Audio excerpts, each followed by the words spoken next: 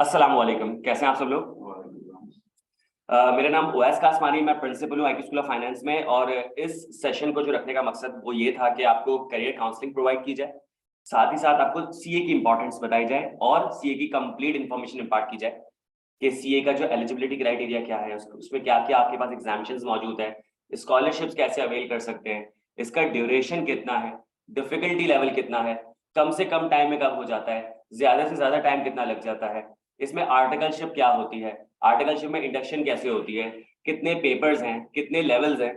इसके अलावा और बहुत सारे सवालों के जवाब इंशाल्लाह आपको दिए जाएंगे। और अगर इस सेशन के एंड में भी अगर आपको कोई सवाल रह जाता है तो उसको भी एंटरटेन कर देंगे। बिस्मिल्लाह करते हैं। सबसे पहले chartered accountancy. Chartered accountancy basically एक प्रोफेशनल क्वालिफिकेशन है जो कि आपको आईकैप अवार्ड करता है, institute of chartered accountants of Pakistan. ये बेसिकली इसका जो कराची में हेड ऑफिस है, तीन तलवार के पास है, तो वहां के आप मेंबर्स बन जाते हैं और once you become a chartered accountant आप कहलाते हैं एसीए, एसोसिएट या एफिलिएट चार्टर्ड अकाउंटेंट। अब बहुत सारे सवाल आते हैं माइंड में कि सर ये प्रोफेशनल क्वालिफिकेशन है तो क्या ये डिग्री है या ये सर्टिफिकेट है या कुछ और है। इसके अलावा सर इसका ड्यूरेशन तो बहुत ज्यादा हो जाता है, हमने सुना है कि लोगों से पास नहीं हो रहा होता, जिंदगियां लग जाती है, फेल हो जाते हैं और सारी चीजें। इसके अलावा जो है इसकी कॉस्ट क्या है, हम इसकी कॉस्ट इनकर कर सकते कि नहीं कर सकते, और अगर हम इसको करके मार्केट में निकलते तो हमारी जॉब जो है वो हमारी जॉब मार्केट क्या मौजूद है, या हमारे पास बिजनेस अपॉर्चुनिटीज कौन कौन सी मौजूद है। तो ये माइंड में सवाल होते हैं, और अगर नहीं होते तो आज के बाद से होने चाहिए, क्योंकि हम कोई भी क्वालिफिकेशन परस्यू करते हैं, चाहे वो सीए हो, चाहे वो एसीसीए हो, चाहे वो बीबीए हो, चाहे वो बीकॉम हो, हमारे माइंड में बहुत सारे सवाल होते हैं। अस्सलाम वालेकुम सर। सर अल्हम्दुलिल्लाह बिल्कुल ठीक। क्लास है सर आपकी यहाँ पे? अच्छा सर, नहीं आज अगर आना था आ जाए। तो बहुत सारे सवाल होते हैं हमारे माइंड में, तो इंशाल्लाह आज कोशिश करेंगे कि उन सवालों को आंसर करें, क्योंकि जब भी आप करियर डिसीजन मेकिंग कर रहे होते हैं तो बहुत इंपॉर्टेंट होता है कि हमें ये पता हो कि जिस क्वालिफिकेशन को हम परस्यू करने जा रहे हैं, तो पहली बात ये कि उसकी कॉस्ट क्या है, और उस कॉस्ट को इनकर करने के बाद मुझे बेनिफिट्स कितने जल्दी मिलना शुरू हो जाएंगे। बड़ा इंपॉर्टेंट सवाल। तो इंशाल्लाह स्टार्ट करते हैं। सबसे पहले सीए। सीए का जो ड्यूरेशन है वो आईकैप के हिसाब से 5.5 साल, 5.5 साल की क्वालिफिकेशन है। इस 5.5 साल को सबसे पहले समझते हैं तो चीजें समझ आना शुरू हो जाएगी। इस 5.5 साल में आपके पास 4 लेवल। पहला आपके पास है पीआरसी, दूसरा आपके पास है कैप, फिर सीपैप और फिर एमएसए। ये 4 लेवल्स है आपके पास। अगर इन लेवल को मैं अगर ब्रॉड कैटेगरी में चेक करूं तो हमारे पास कैटेगरीज बन जाती हैं। ये कहलाता है सीए इंटर, सीए इंटरमीडिएट, और ये कहलाता है सीए फाइनल। सेकंड की ड्यूरेशन की बात की जाए तो ड्यूरेशन के हिसाब से सीए इंटर का जो ड्यूरेशन है एवरेज वो तकरीबन 2 साल का है, और अगर सीए फाइनल की बात की जाए तो ये 3.5 साल है। तो अगर मैं लोग प्लस कर देता हूँ ये 5.5 साल बन जाएंगे। अब सबसे पहले इन 2 सालों को डिस्कस करते हैं। पीआरसी, प्री रिक्विजिट कॉम्पिटेंसीज, ये सीए का लेवल नंबर 1 है। अगर मैं आईकैप के हिसाब से उसको समझूं तो ये सीए का पार्ट नहीं है। पहले जितने भी फर्स्ट लेवल हुआ करते थे, एएफसी, मॉड्यूल ए, या उससे पहले जो भी हुआ करते थे उनके नाम, वो सीए का पार्ट हुआ करते थे। जैसे ही आप इंटरमीडिएट कर लेते थे, जैसे ही आप ए लेवल्स कर लेते थे, तो आप डायरेक्ट सीए स्टार्ट करते थे। लेकिन अब इन्होंने बेसिकली पीआरसी रख दिया, प्री रिक्विजिट कॉम्पिटेंसीज। तो इसमें कुछ सेट ऑफ पेपर्स ऐसे रखें जिसमें फॉर एग्जाम्पल अगर आपका बैकग्राउंड कॉमर्स का नहीं है, आप प्री इंजीनियरिंग से हैं, प्री मेडिकल से हैं, कंप्यूटर साइंसेज से हैं, या इसके अलावा किसी और ऐसी स्ट्रीम से जिसमें आपने कॉमर्स के पेपर्स नहीं पढ़े, तो यहाँ आपको मौका मिल जाता है आप वो पेपर्स पढ़ लें।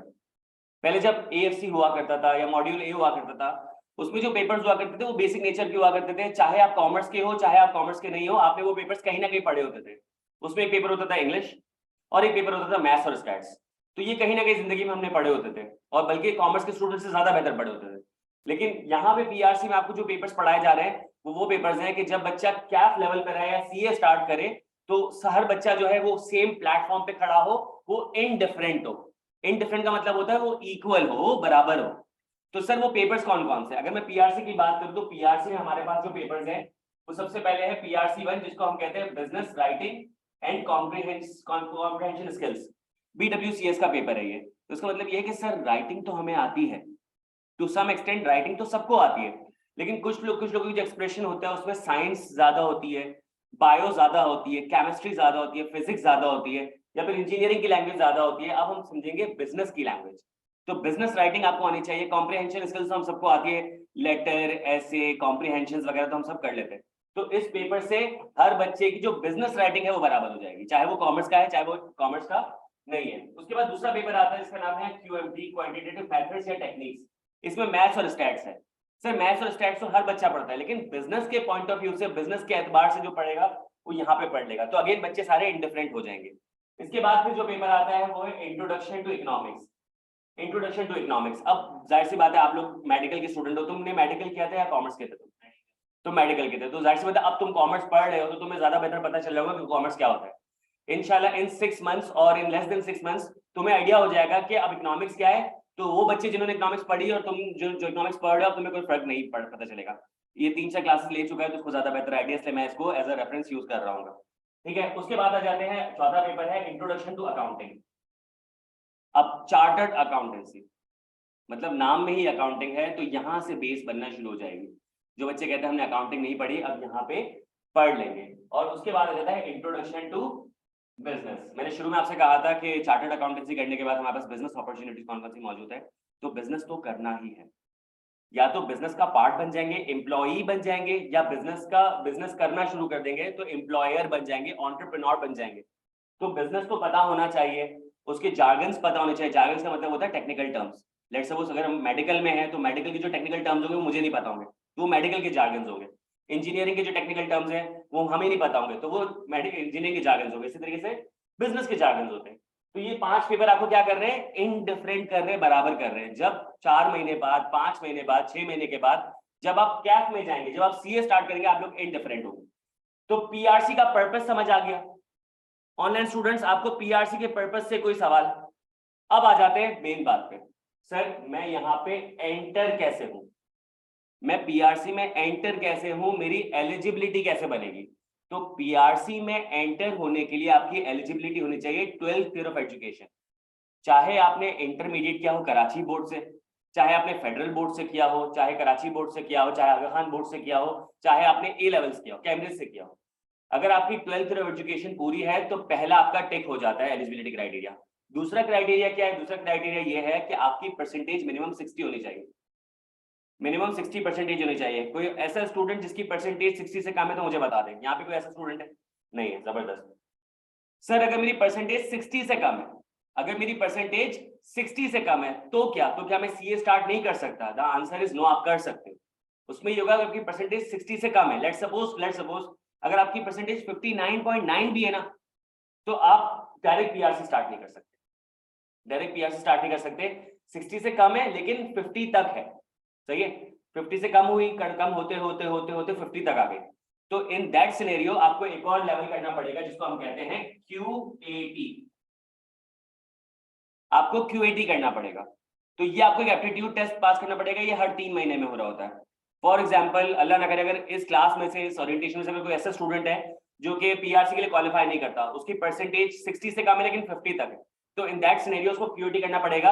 और 3 महीने के हिसाब से, यानी कि मार्च, जून, सितंबर और दिसंबर, तो उसका मतलब है कि वो मार्च में अपेयर होकर पीआरसी पढ़ सकता है। ठीक है, अगर कोई ऐसा स्टूडेंट है तो मैं उसको बता दूंगा कि हम उसका जो बेसिकली सीए स्टार्ट कैसे करवाएंगे। ये बात समझ आ गई?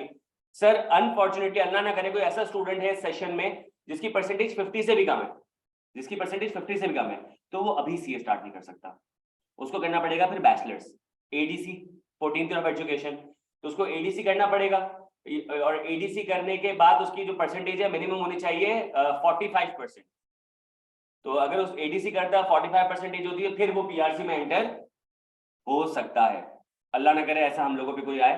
उम्मीद है कि हम लोग इंशाल्लाह डायरेक्ट पीआरसी स्टार्ट करें, पीआरसी तो कम से कम कैट पे हम लोग स्टार्ट कर ले। कोई सवाल? एलिजिबिलिटी 60% पीआरसी, 50% क्यूएटी, 50% से कम इंटरमीडिएट पास, तो फिर बैचलर्स करके आ सकते हो अगर सीए करने का बहुत ज्यादा शौक है तो। अदरवाइज फिर आप कोई और ऑप्शन भी देख सकते हो। सीए की एलिजिबिलिटी में कोई मसला? सही है सर। अब सवाल दूसरा ये आता है कि अगर मेरी परसेंटेज, सर पीआरसी में कोई एग्जामिशंस मौजूद है, कोई इंटर कॉमर्स का स्टूडेंट हो? हाँ, ये किरण मुझे नजर आ रही है, इंटर कॉमर्स की स्टूडेंट है। सर एग्जामिशंस मौजूद हैं पीआरसी लेवल पे, लेकिन वो ना होने के बराबर है, वो ना होने के बराबर है। अगर कोई ए लेवल का स्टूडेंट है तो काइंडली मुझे बता दें कोई ए लेवल का स्टूडेंट हो, और अगर इंटरमीडिएट के स्टूडेंट है तो इंटरमीडिएट के स्टूडेंट में मैं कराची की बात कर रहा हूँ। कराची में अगर आपने इंटर कॉमर्स किया हुआ है, कराची में अगर आपने इंटर कॉमर्स किया हुआ है तो एक पेपर की एग्जामिशन है, वो है इंट्रोडक्शन टू अकाउंटिंग। ये एग्जामिशन कैसे मिलती है? एग्जामिशन मिलती है, समझना, आपकी मिनिमम परसेंटेज जो होनी चाहिए 70। मिनिमम परसेंटेज कितनी होनी चाहिए? 70। तो सर इसका मतलब ये हुआ एलिजिबल होने के लिए मेरी परसेंटेज 60 होनी चाहिए, एग्जामिशंस क्लेम करने के लिए मेरी परसेंटेज 70 होनी चाहिए, पहला। दूसरा, इनमें से जिस पेपर में एग्जामिशन मिल रही है उसी से रिलेटेड पेपर में आपके पास मिनिमम 75 परसेंटेज होनी चाहिए। तो जो कॉमर्स के स्टूडेंट होते हैं वो पार्ट 1 में अकाउंटिंग 1 पढ़ते हैं, पार्ट 2 में अकाउंटिंग 2 पढ़ते हैं। तो अकाउंटिंग में अगर उनके 200 मार्क्स में से मिनिमम 150 मार्क्स है, चाहे वो 60-90 करके हो, चाहे 75-75 करके, कुछ भी स्प्लिट हो, एग्रीगेट उनके 150 मार्क्स मिनिमम है, तो उनका आईए का पेपर एग्जाम हो जाएगा। बाकी कोई पेपर रेलेवेंस नहीं रखते, ना इकोनॉमिक्स का, ना बिजनेस का, ना क्यूएमटी का, ना बीडब्ल्यूसीएस का। तो इंटरमीडिएट में सिर्फ इंटर कॉमर्स को एक पेपर की एग्जामिशन मिलती है, और आप में से आप सारे मेडिकल के, तो आप लोगों की कोई एग्जामिशन है, इसका मतलब है कि आपको 5 पेपर देने होंगे। ऑनलाइन वालों, अगर आप में से कोई इंटर कॉमर्स का स्टूडेंट है और अगर कोई एग्जामिशन क्लेम कर सकता है तो मुझे बता दे, ताकि मैं आपको देन एंड देयर बता दूं। और दूसरा, अगर कोई ए लेवल का स्टूडेंट है तो मुझे बता दें, तो मैं ए लेवल की भी पीआरसी की एग्जामिशंस बता देता हूं, क्योंकि ए लेवल में एग्जामिशंस ज्यादा है। डन। एलिजिबिलिटी में कोई मसला आप लोगों को? एग्जामिशंस में कोई मसला आप लोगों को? डन हो गया। पीआरसी के पेपर्स में कोई मसला? अब चलते हैं कि बेसिकली ये स्टार्ट तो कर लिया हमने, चले एलिजिबल भी हो गए, एग्जामिशंस का भी पता चल गया, ये पता चल गया 5 पेपर पर। अब क्या तरीकेकार होगा? तरीकेकार ये होगा कि इंशाल्लाह 2 से 3 दिन में क्लासेस स्टार्ट हो जाएंगी। पहला, क्लासेस लेंगे आप एज डेमो, आप एज डेमो क्लासेस लेंगे, 1 हफ्ता 2 हफ्ता डेमो क्लासेस लेंगे। आप आएंगे, शेड्यूल देखेंगे, अपनी क्लासेस लेंगे, घर चले जाएंगे, फिर आएंगे, शेड्यूल देखेंगे, क्लास लेके घर चले जाएंगे, ये होगा। फिर 2 हफ्ते के बाद लेट सपोज अगर आपका माइंड बन जाता है कि हम आईक्यू स्कूल ऑफ फाइनेंस से पढ़ना चाहते हैं, तो आप अपनी आईक्यू स्कूल ऑफ फाइनेंस में रजिस्ट्रेशन करवा लेंगे और आप पढ़ना शुरू कर देंगे। ठीक है, आपको पेपर देने जून में, और जब पीआरसी के पेपर देते हैं उससे 3 महीने पहले रजिस्ट्रेशन करा लेते हैं, उससे 3 महीने पहले रजिस्ट्रेशन कराते हैं। मैंने इसे 90 डेज, तो आप माइंड में 10-15 दिन का क्वेश्चन रखें। ऐसा ना हो कि मैं बोलूं 90 डेज, तो बिल्कुल 90 डेज के वक्त पे आप करवा रहे, नहीं, आप 100 दिन पहले करवा लें, 105 दिन पहले करवा लें, तो अपना जो ना काउंट कर लें ड्यूरेशन के, कब आप रजिस्ट्रेशन करा सकते हैं। मैं तो आपको ये कहूंगा कि जैसे ही आपका डेमो खत्म हो, जैसे ही आपका डेमो खत्म हो ना, आप रजिस्ट्रेशन आके में करा लें। ये मत देखें कि 120 दिन बचे हैं, 150 दिन बचे, आप रजिस्ट्रेशन करा लें, ताकि आप एलिजिबल हो जाए जून में पेपर देने के लिए। ये हमारा जून बैच है। आपने रजिस्ट्रेशन करा लिया आई कैप में, और उसके बाद आपने पढ़ना शुरू कर दिया, आप पढ़ती रहेंगी, उसके बाद जून में पेपर आएंगे, और जून में पेपर देकर इंशाल्लाह पीआरसी को पास कर लेंगे। अब ये जो पेपर्स होते हैं किस तरीके से होते हैं पीआरसी के? पीआरसी के पेपर्स होते हैं कंप्यूटर बेस्ड। पीआरसी के पेपर्स होते हैं कंप्यूटर बेस्ड, यानी कि आपका जो सेंटर होगा वो वर्चुअल यूनिवर्सिटी होगा, ये 5 स्टार चौरंगी की तरफ। वहां पे आप जाए, आपकी डेट्स होंगी, आप वो डेट्स सिलेक्ट करेंगे, आपको डेट्स अलॉट होगी, आप उस दिन जाके पेपर दे देंगे। आप पेपर दे देंगे, पेपर होता है 50-100 मार्क्स का पेपर होता है, और इसमें होते हैं एमटीक्यूज। एमसीक्यूज तो सुना होगा, मल्टीपल चॉइस क्वेश्चंस होते हैं जिसमें से बेस्ट या करेक्ट आंसर सेलेक्ट करना होता है। एमटीक्यूज में हर तरीके के ऑब्जेक्टिव क्वेश्चंस आ जाते हैं, फिल इन द ब्लैंक्स भी आ जाते हैं, ट्रू एंड फॉल्स भी आ जाते हैं, मैचिंग कॉन्सेप्ट भी आ जाते हैं, ड्रॉप डाउन मेन्यू भी आ रहे होंगे। तो अलग अलग किस्म के सब्जेक्टिव सवाल नहीं होंगे, ऐसा नहीं होगा क्वेश्चन नंबर 1 लिखा है उसका आपको आंसर जो है ना टाइप करना पड़ेगा, ऐसा नहीं, आपको टिक करना पड़ेगा, कुछ ना कुछ सिलेक्ट करना पड़ेगा। Got it? तो ये आपके पास। अब सर इसमें एक पेपर ऐसा है जो कि ये हो गए एमटीक्यू, और ये पेपर होगा ना, ये सब्जेक्टिव बेस आ सकता है, यानी कि सर ये जो बीडब्ल्यूसीएस का पेपर होगा ये मुझे कंप्यूटर पे टाइप करना पड़ेगा जी। तो इस पेपर में क्या होता है, मैंने आपको ऑलरेडी बता दिया, इसमें जो है वो लेटर्स होंगे, ऐसे होंगे, रिपोर्ट राइटिंग होगी, कॉम्प्रिहेंशन होंगे, तो ये आपको टीचर अकॉर्डिंगली तैयार करवाएगा। अगर मैं कहता ना सब्जेक्टिव, तो 100% सब्जेक्टिव नहीं आता, बिल्कुल ना होने के 20% 30% सब्जेक्टिव आता है, अदरवाइज एमटीक्यूज इसमें भी होते हैं। सर पेपर का जो मॉड पता चल गया कि पेपर का जो मॉड है वो कंप्यूटर बेस्ड है। सर पेपर का नेचर पता चल गया कि वो एमटीक्यूज बेस्ड है। ये पता चल गया मेरी पहली अटेम्प्ट कब आ रही है, जून में। सर अगला सवाल, ये पेपर होते कब है? ये होते हैं हर महीने, यानी कि अभी इस महीने वाले अभी खत्म हुए, अगले महीने भी होंगे, उसके अगले महीने भी होंगे, उसके अगले महीने भी होंगे। तो सर क्या मैं अगले महीने पेपर नहीं दे सकता, मैं जल्दी से तैयारी कर लूं? द आंसर इज कि आप जितना जल्दी भी तैयारी कर लो, रजिस्ट्रेशन के 3 महीने तक आप पेपर नहीं दे सकते। इमरान, तो मुझे अपनी क्वालिफिकेशन बताओ, मैं तुम्हें अकॉर्डिंगली एग्जामिनेशन समझाता हूँ, कोई मसला नहीं, मैं रिपीट कर दूंगा। तो ये आपको बात समझ आ रही है, रजिस्ट्रेशन के 3 महीने तक पेपर नहीं दे सकते। तो अगर लेट सपोज मैं अभी रजिस्ट्रेशन करा लेता हूँ, अभी क्या हमारे पास फैब शुरू हो गया ना, फैब, तो फैब, मार्च और अप्रैल, तो आप मैक्सिमम अप्रैल या जो मई में पेपर दे सकते हो, उससे पहले आप पेपर नहीं दे सकते। सही, अगर आप रजिस्ट्रेशन करा दो, लेकिन जाहिर सी बात हम आपको पढ़ाएंगे ही जून तक, सॉरी मई तक पढ़ाएंगे, तो फिर आप जून में पेपर दे सकते। डन। हाँ, अल्लाह ना करे अगर ये 5 पेपर में से अगर आपने 5 पेपर दे दिए और कोई एक पेपर रुक जाता है, 2 पेपर रुक जाते हैं, या फिर अगर आप खुद डिसाइड करते हो कि मैं अभी फिलहाल 3 पेपर दे देता हूँ और उसके बाद 2 पेपर बाद में दे दूंगा, तो आप मंथली बेसिस पे पेपर्स दे सकते हैं, जून नहीं तो जुलाई, जुलाई नहीं तो अगस्त, अगस्त नहीं तो सितंबर एंड सो। वो कर सकते हो, वो तो स्ट्रेटेजी है ना, मैं बता ही रहा हूँ कि पीआरसी में आप ये कर सकते हो। फिर उसके बाद मैं बताता हूँ कि कैफ को कैसे ब्लेंड करेंगे। फिलहाल पीआरसी समझ आ रहा है? इसमें सवाल ये करना था कि परसेंटेज मैटर करती है पास होने के लिए। सर इसमें जो पास इन परसेंटेज है वो है 50। अगर 50 मार्क्स का पेपर है 25 चाहिए, 100 मार्क्स का पेपर है 50 चाहिए। अच्छा, अगर फेल हो जाते हैं, अल्लाह ना करे, तो फेलिंग परसेंटेज आती है आपके पास, लेट्स सपोज 100 मार्क्स का पेपर था, 46 आ गए, 49 आ गए, 48 आ गए, तो ये बताया जाएगा। लेकिन अगर पास हो गए तो नंबर्स नहीं बताए जाते। इसका इफेक्ट पूरी चीज में पड़ता है? नहीं सर, नहीं पड़ता। अच्छा, नहीं पड़ता। ये चीज डिस्क्लोज नहीं की गई है, ये चीज हिडन रखी गई है, कंसील की गई है, तो ये किसी को नहीं पता चलती। ये कभी आज तक किसी को नहीं पता चलती, ना फर्म में पता चलती है, ना आगे जिंदगी में किसी और को पता चलती है। रिजल्ट किसी को नहीं बताया जाता, फेल का बताया जाता है, ताकि बच्चे को पता चल जाए कि मैं कहाँ तक जाके फेल हुआ, ताकि मैं अकॉर्डिंगली आगे वही तैयारी कर लूँ। पास का नहीं बताया जाता। इसकी ऐसी एग्जांपल है कि फॉर एग्जांपल एक बच्चा है, उसके 51 मार्क्स है और एक बच्चा उसके 80 मार्क्स है, दोनों पास, उनको पता नहीं चलेगा। स्कॉलरशिप का फिर क्या क्राइटेरिया? सर इसमें जो इंटरमीडिएट की स्कॉलरशिप है ना, वो मैटर कर रही होती है। इंटरमीडिएट की जो परसेंटेज है वो मैटर कर रही होती है, और आगे जाके जितने भी आरईटीज, हम आरईटीज कहलाते हैं, जो ट्यूशन प्रोवाइडर्स होते हैं सीए के, हम आरईटीज कहलाते हैं। तो आरईटीज के अपने स्कॉलरशिप क्राइटेरिया मौजूद है, जिसमें अंडरस्टैंडिंग बेस्ड है, फिर कॉम्बिनेशन बेस्ड डिस्काउंट है, फिर उसके बाद इंटरमीडिएट की बेसिस पे कुछ लोग डिस्काउंट दे देते हैं। तो इंशाल्लाह स्कॉलरशिप्स वगैरह तो अवेलेबल है, वो इंशाल्लाह मैं उसके एंड में डेफिनेटली डिस्कस करूंगा इस रूट के बाद, ताकि फिर उसको हम देख लें। डन। चल, अच्छा, अटेंडेंस का बोल, हाँ शहूद, मैंने ऑनलाइन वाले स्टूडेंट्स को कह दिया अटेंडेंस का। जी ऑनलाइन वाले स्टूडेंट्स, अगर आप लोग अगर चाहें तो आप लोग अपनी अटेंडेंस मार्क कर सकते हैं, जिसमें अपना नाम, फोन नंबर और अपना फील्ड ऑफ इंटरेस्ट बता दें कि आप सीए में इंटरेस्टेड है या एसीसी में इंटरेस्टेड है, ताकि आपकी अटेंडेंस हमारे पास आ जाए, नाम, फोन नंबर, अपना फील्ड ऑफ इंटरेस्ट।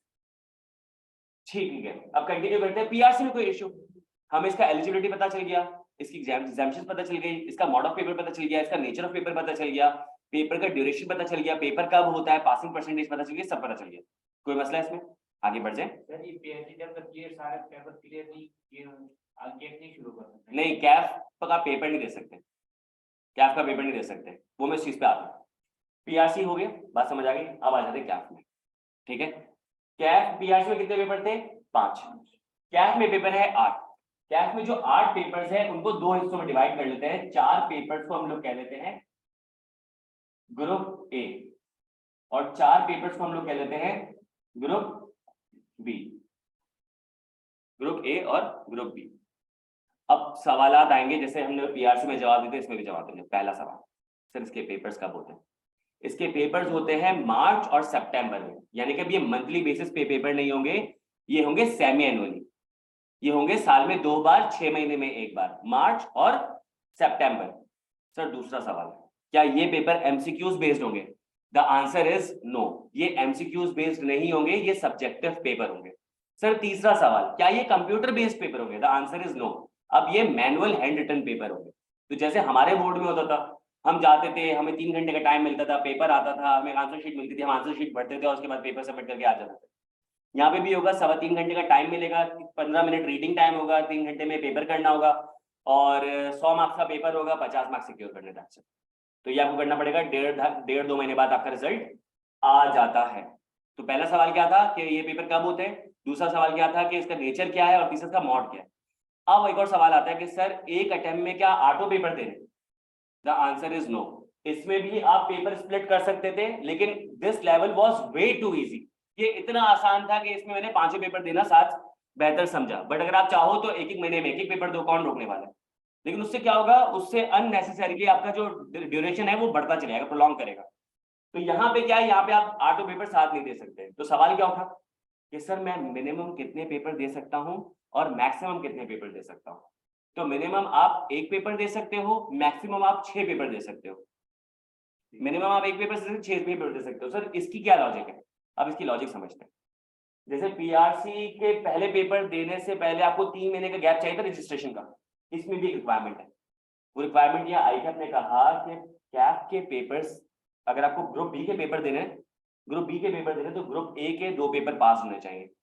अगर आपको ग्रुप बी के पेपर देने हैं तो ग्रुप ए के 2 पेपर पास होने चाहिए। तो पहली अटेम्प्ट में मैं मिनिमम 1 पेपर दे सकता हूँ, 2 पेपर दे सकता हूँ, 3 पेपर दे सकता हूँ, 4 पेपर दे सकता हूँ। क्या 5 पेपर दे सकता हूँ? द आंसर इज नो, क्योंकि ग्रुप ए में कितने पेपर है? 4, और ग्रुप बी में जाने के लिए ग्रुप ए के 2 पेपर पास होने चाहिए। मैं ग्रुप बी से पेपर ले सकता हूँ? नहीं ले सकता। तो पहली अटेम्प्ट में तो मैं मैक्सिमम 4 पेपर दे सकता हूँ। चलो अज्यूम करते हैं बेस्ट केस सिनेरियो, मैंने चारों पेपर दिए और मेरे चारों पेपर पास हो गए, अल्हम्दुलिल्लाह। तो मेरे जब चारों पेपर पास हो गए तो अब मैं ग्रुप बी के मैक्सिमम 4 पेपर उठा सकता हूँ। मैंने 4 पेपर दिए, अल्लाह ना करे मेरा 1 पेपर रुक गया, तो अब मैं ग्रुप बी के 4 पेपर और ग्रुप ए का जो फेल हुआ पेपर उठा सकता हूँ। तो मैंने 5 पेपर उठा लिए। अगर मैंने ग्रुप बी के अल्लाह ना करे 2 पेपर पास किए ग्रुप ए के, तो मेरे पास 2 पेपर यहाँ के और 4 पेपर यहाँ के, तो इसका मतलब है कि मैं 6 पेपर ऑप्ट कर सकता हूँ। और अगर अल्लाह ना करे मैंने 4 पेपर दिए और 1 पेपर पास होता है, तो ग्रुप ए के कितने पेपर है? 3, और ग्रुप ए के कितने पेपर है? 4, तो टोटल कितने पेपर उसमें? मैं 7 पेपर नहीं दे सकता, क्योंकि ग्रुप ए के 2 पेपर पास नहीं हुए। तो इसका मतलब है मैं 3 पेपर दे सकता हूँ और मैं बाद में डिसाइड करूंगा क्या करना है।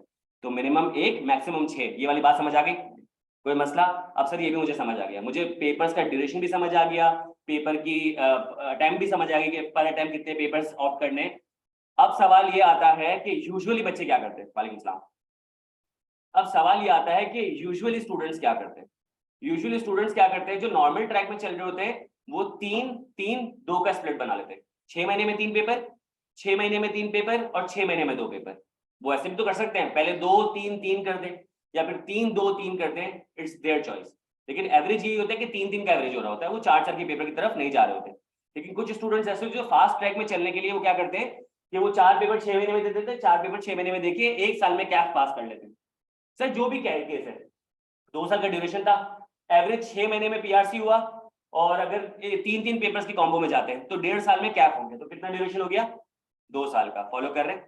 कोई मसला है इसमें? पीआरसी और कैप में कोई इशू? अगर कोई सवाल है तो पूछ लें। मैं आज थोड़ा सा पॉज कर रहा हूँ सेशन को, कोई सवाल है तो पूछ लें। मैं जरा ऑनलाइन के सवाल भी देख लूँ। इनको भी अटेंडेंस शीट दे देना, अटेंडेंस शीट। नहीं, इसका भी एग्जामिनेशन सेंटर वो वर्चुअल यूनिवर्सिटी होता है। नहीं, इसका अब आई कैप होता है, और आई कैप के इर्द गिर्द वो क्या करते हैं कि बहुत सारे बैंक्वेट्स वगैरह जो है वो हायर कर लेते हैं। तो स्टूडेंट्स का जो सेंटर पड़ता है, लेट्स सपोज अगर आई कैप ही है तो आई कैप में हो जाता है, या फिर उनके अलावा बहुत सारी जो वहाँ पे बैंक्वेट्स मार्केट्स वगैरह होती है वहाँ पे उनको सेंटर लग जाता है। मैं ऑनलाइन की जो सवाल आते हैं जरा वो देख लो।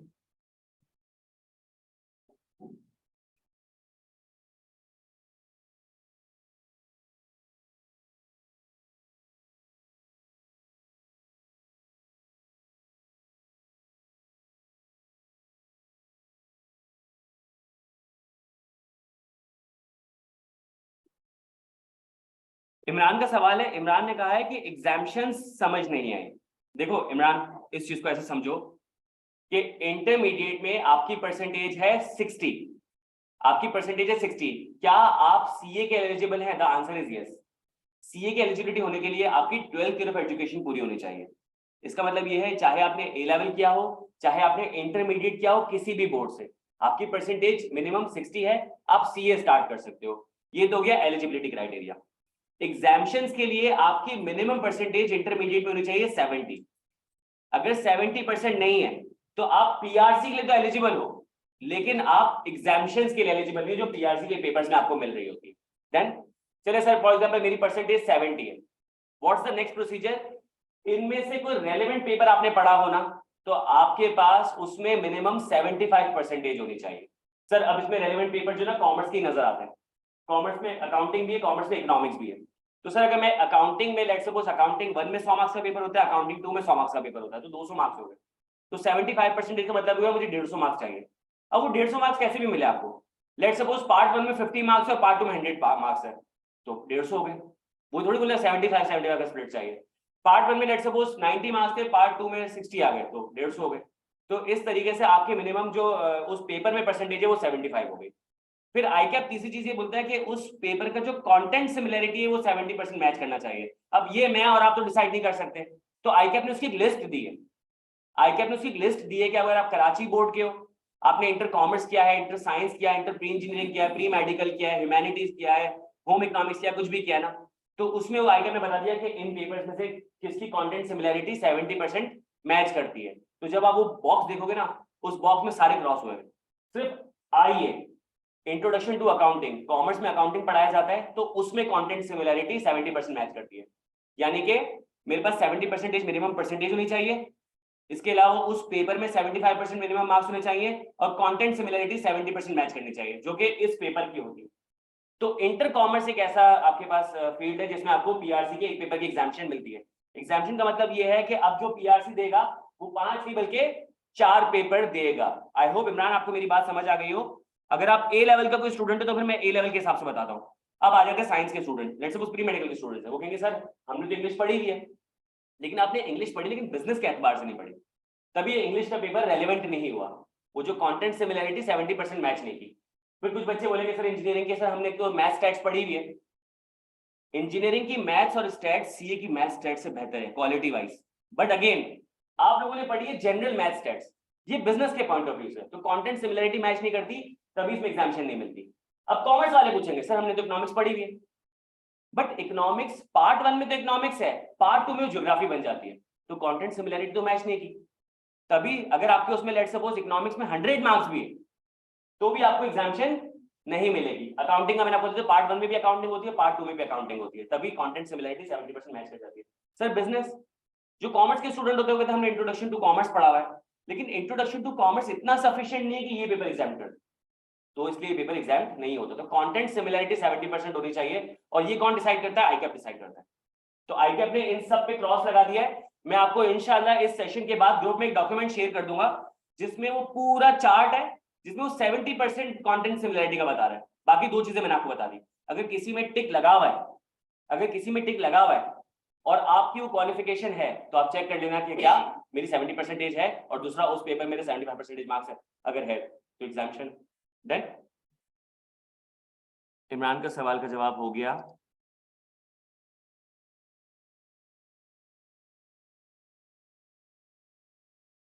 सही। पीआरसी का मैक्सिमम ड्यूरेशन कितना है? जीशान अली का सवाल है पीआरसी का मैक्सिमम ड्यूरेशन कितना है। देखें पीआरसी का मिनिमम ड्यूरेशन कितना है? पीआरसी का मिनिमम ड्यूरेशन है 4 महीने। सही है।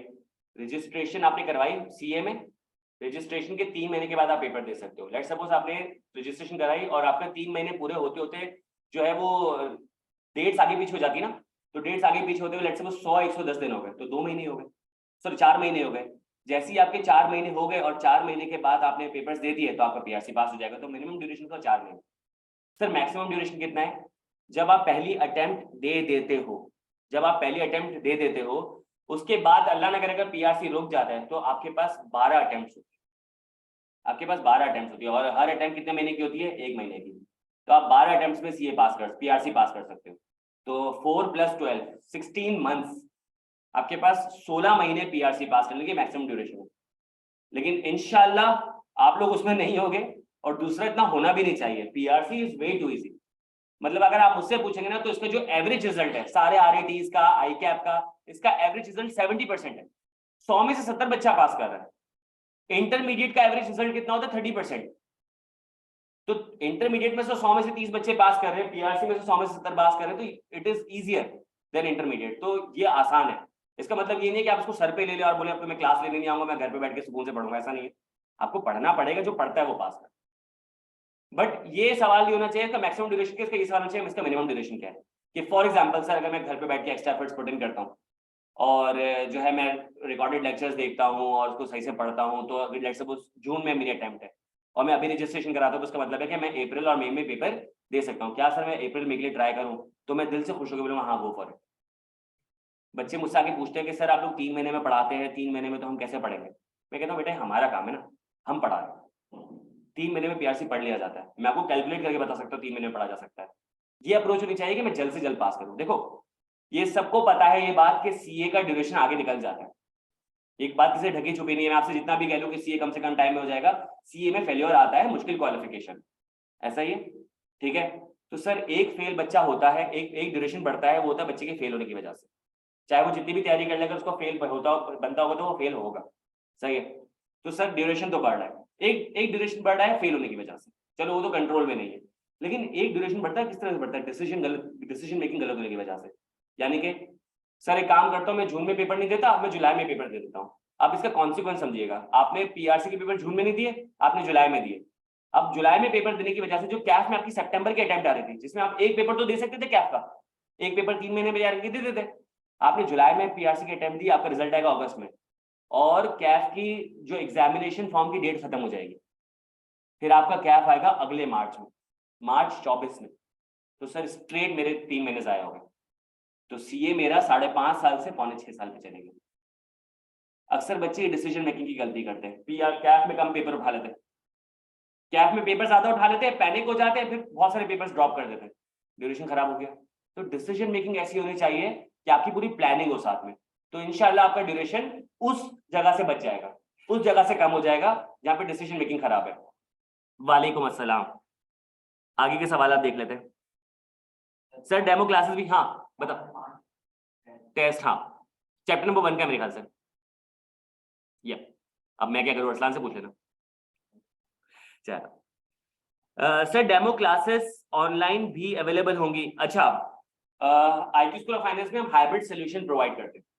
हाइब्रिड सोल्यूशन का मतलब यह है कि आप इस तरह फिजिकल आके भी पढ़ सकते हैं, इसके अलावा आप लोग लाइव ऑनलाइन क्लास भी देख सकते हैं जैसे अब ये बच्चे देख रहे हैं। इसके अलावा हमारा एक पोर्टल है, एलएमएस है, जिसमें चैप्टर वाइज हम लोग लेक्चर्स अपलोड कर देते हैं विद हैंडआउट्स एंड एवरीथिंग। तो आप वहां पे भी जाके जो है वो उस चीज को पढ़ सकते हो, रिकॉर्डेड भी लेक्चर देख सकते हो। तो हाइब्रिड सोल्यूशन है। सर मैं फिजिकल आऊँ 100%, इट्स योर कॉल। सर मैं 100% लाइव क्लासेस देखूं, इट्स योर कॉल। सर मैं 100% रिकॉर्डेड लेक्चर्स देखूं, इट्स योर कॉल। सर मैं ब्लेंड बना लूं कि लेट सपोज अगर किसी दिन ज्यादा क्लासेस है मैं फिजिकल आ जाता हूँ, और किसी दिन सिर्फ एक क्लास है तो मैं कराची में तो माशाल्लाह आपको पता है ना कि 1 घंटा आने का 1 घंटा जाने का, तो 2 घंटे की क्लास के लिए मैं 4 घंटे खुआ लूं, तो ज्यादा बेहतर है कि मैं घर पे पढ़ लूं और जो है वो 2 घंटे मैं रिवाइज कर लूं। तो आप घर पे बैठ के क्लास ले सकते हो, आपको ऐसे कोई रोक टोक नहीं होगी कि यार आप फिजिकल आ रहे थे तो आप ऑनलाइन की चले गए, या वाइस वर्सा। बात समझ आ गई? ये हाइब्रिड सोल्यूशन है। हमारी कोशिश ये होती है कि आप लोग फिजिकल आओ, लेकिन जाहिर सी बात है हम कराची के मसले समझते हैं, तो आप ऑनलाइन भी क्लास ले सकते हो। कैफ का समझा दें थोड़ा, मैं कैफ फिर से समझा देता हूँ। प्री मेड में, मेडिकल में, इंजीनियरिंग में एग्जामिनेशंस मौजूद नहीं है। सर जी पीआरसी के पेपर कितने मंथ्स बाद होते हैं? पीआरसी के पेपर हर मंथ होते हैं। अगर टू बिल्कुल प्रिसाइज हो जाऊं मैं तो इसका मतलब है कि हर महीने के तीसरे हफ्ते में पेपर होता है एवरेज, यानी कि हर महीने की 15, 16, 17, 18 तारीख से पेपर शुरू हो जाते हैं और 22, 23, 24, 25 तक पेपर चलते हैं, तो एक हफ्ता पेपर चलता है, तो वो 3rd week of every month होता है। सही है?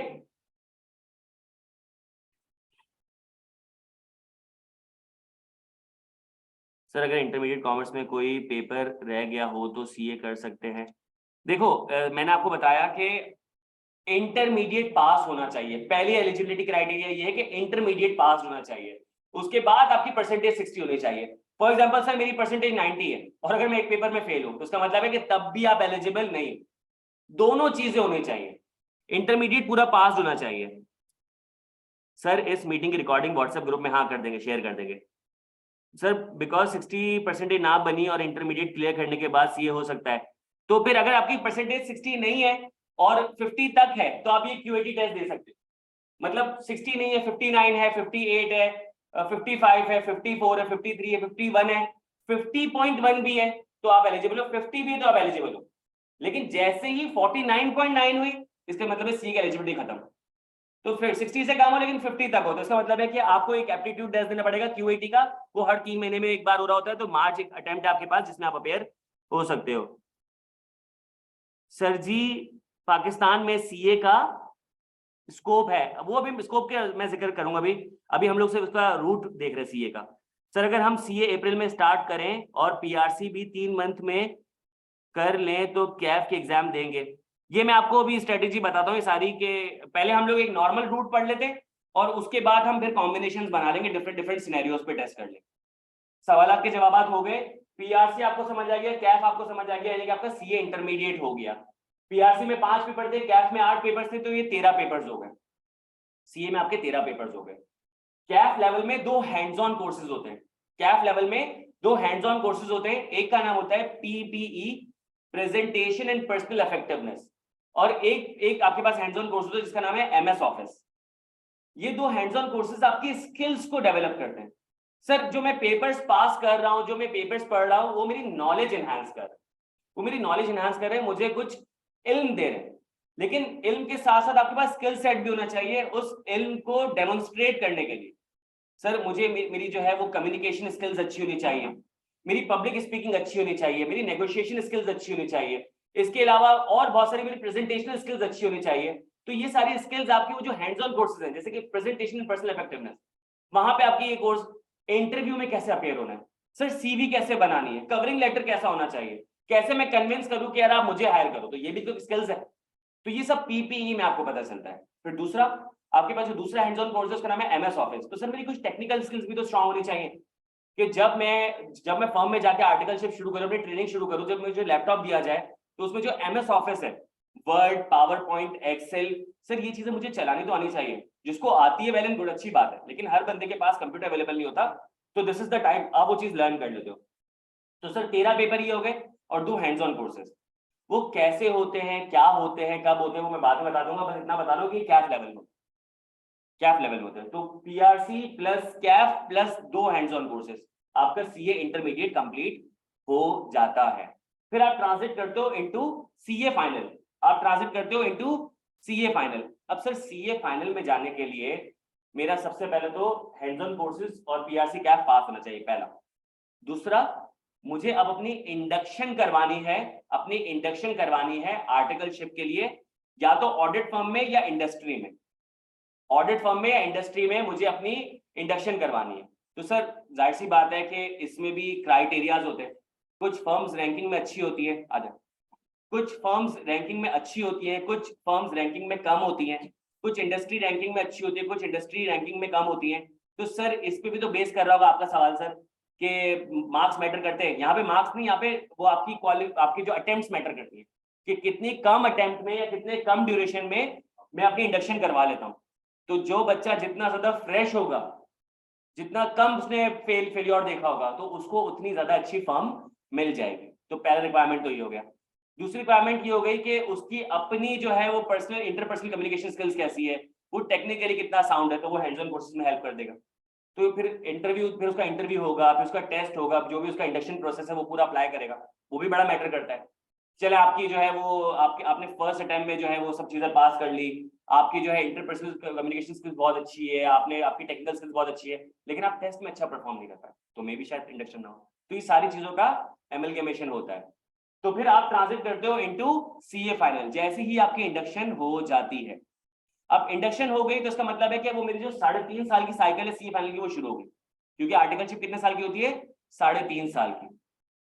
अगर मेरी इंडक्शन शुरू हो गई तो इसका मतलब है कि मेरी 3.5 साल की साइकिल शुरू हो गई। अब इस 3.5 साल की साइकिल में पहले मैं 1 साल कंप्लीट करूंगा आर्टिकलशिप करते, 1 साल कंप्लीट कर लिया। 1 साल कंप्लीट करने के बाद अब मैं सीए फाइनल के पेपर दे सकता हूं। यानी कि सर 1 साल तक मैं पेपर नहीं दे रहा था, द आंसर इज यस। 1 साल तक मैं पेपर नहीं दे रहा था, अब मैं पेपर दे सकता हूं।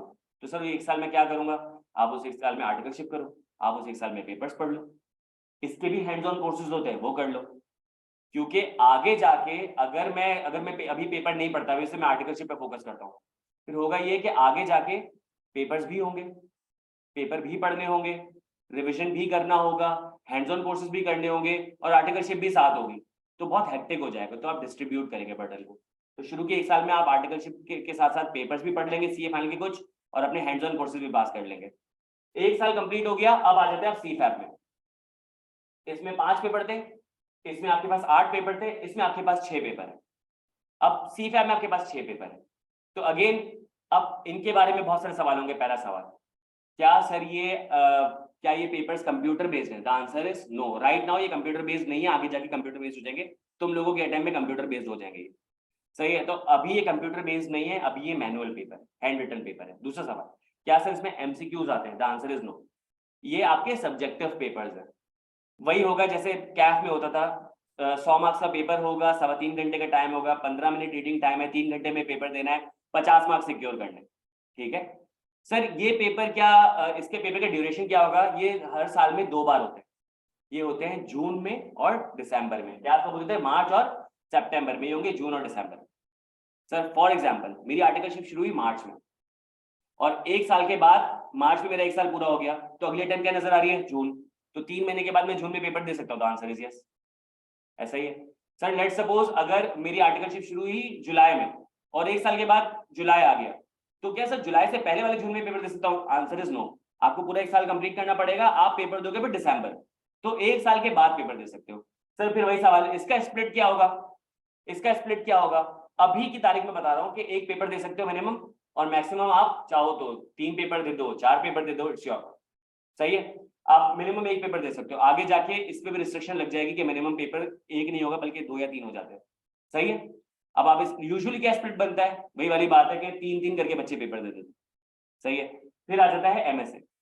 एमएसए में होते हैं 2 पेपर, 2 पेपर होते हैं। अच्छा, सीफैप में और एमएसए में मैं रिलेशन बता देता हूँ।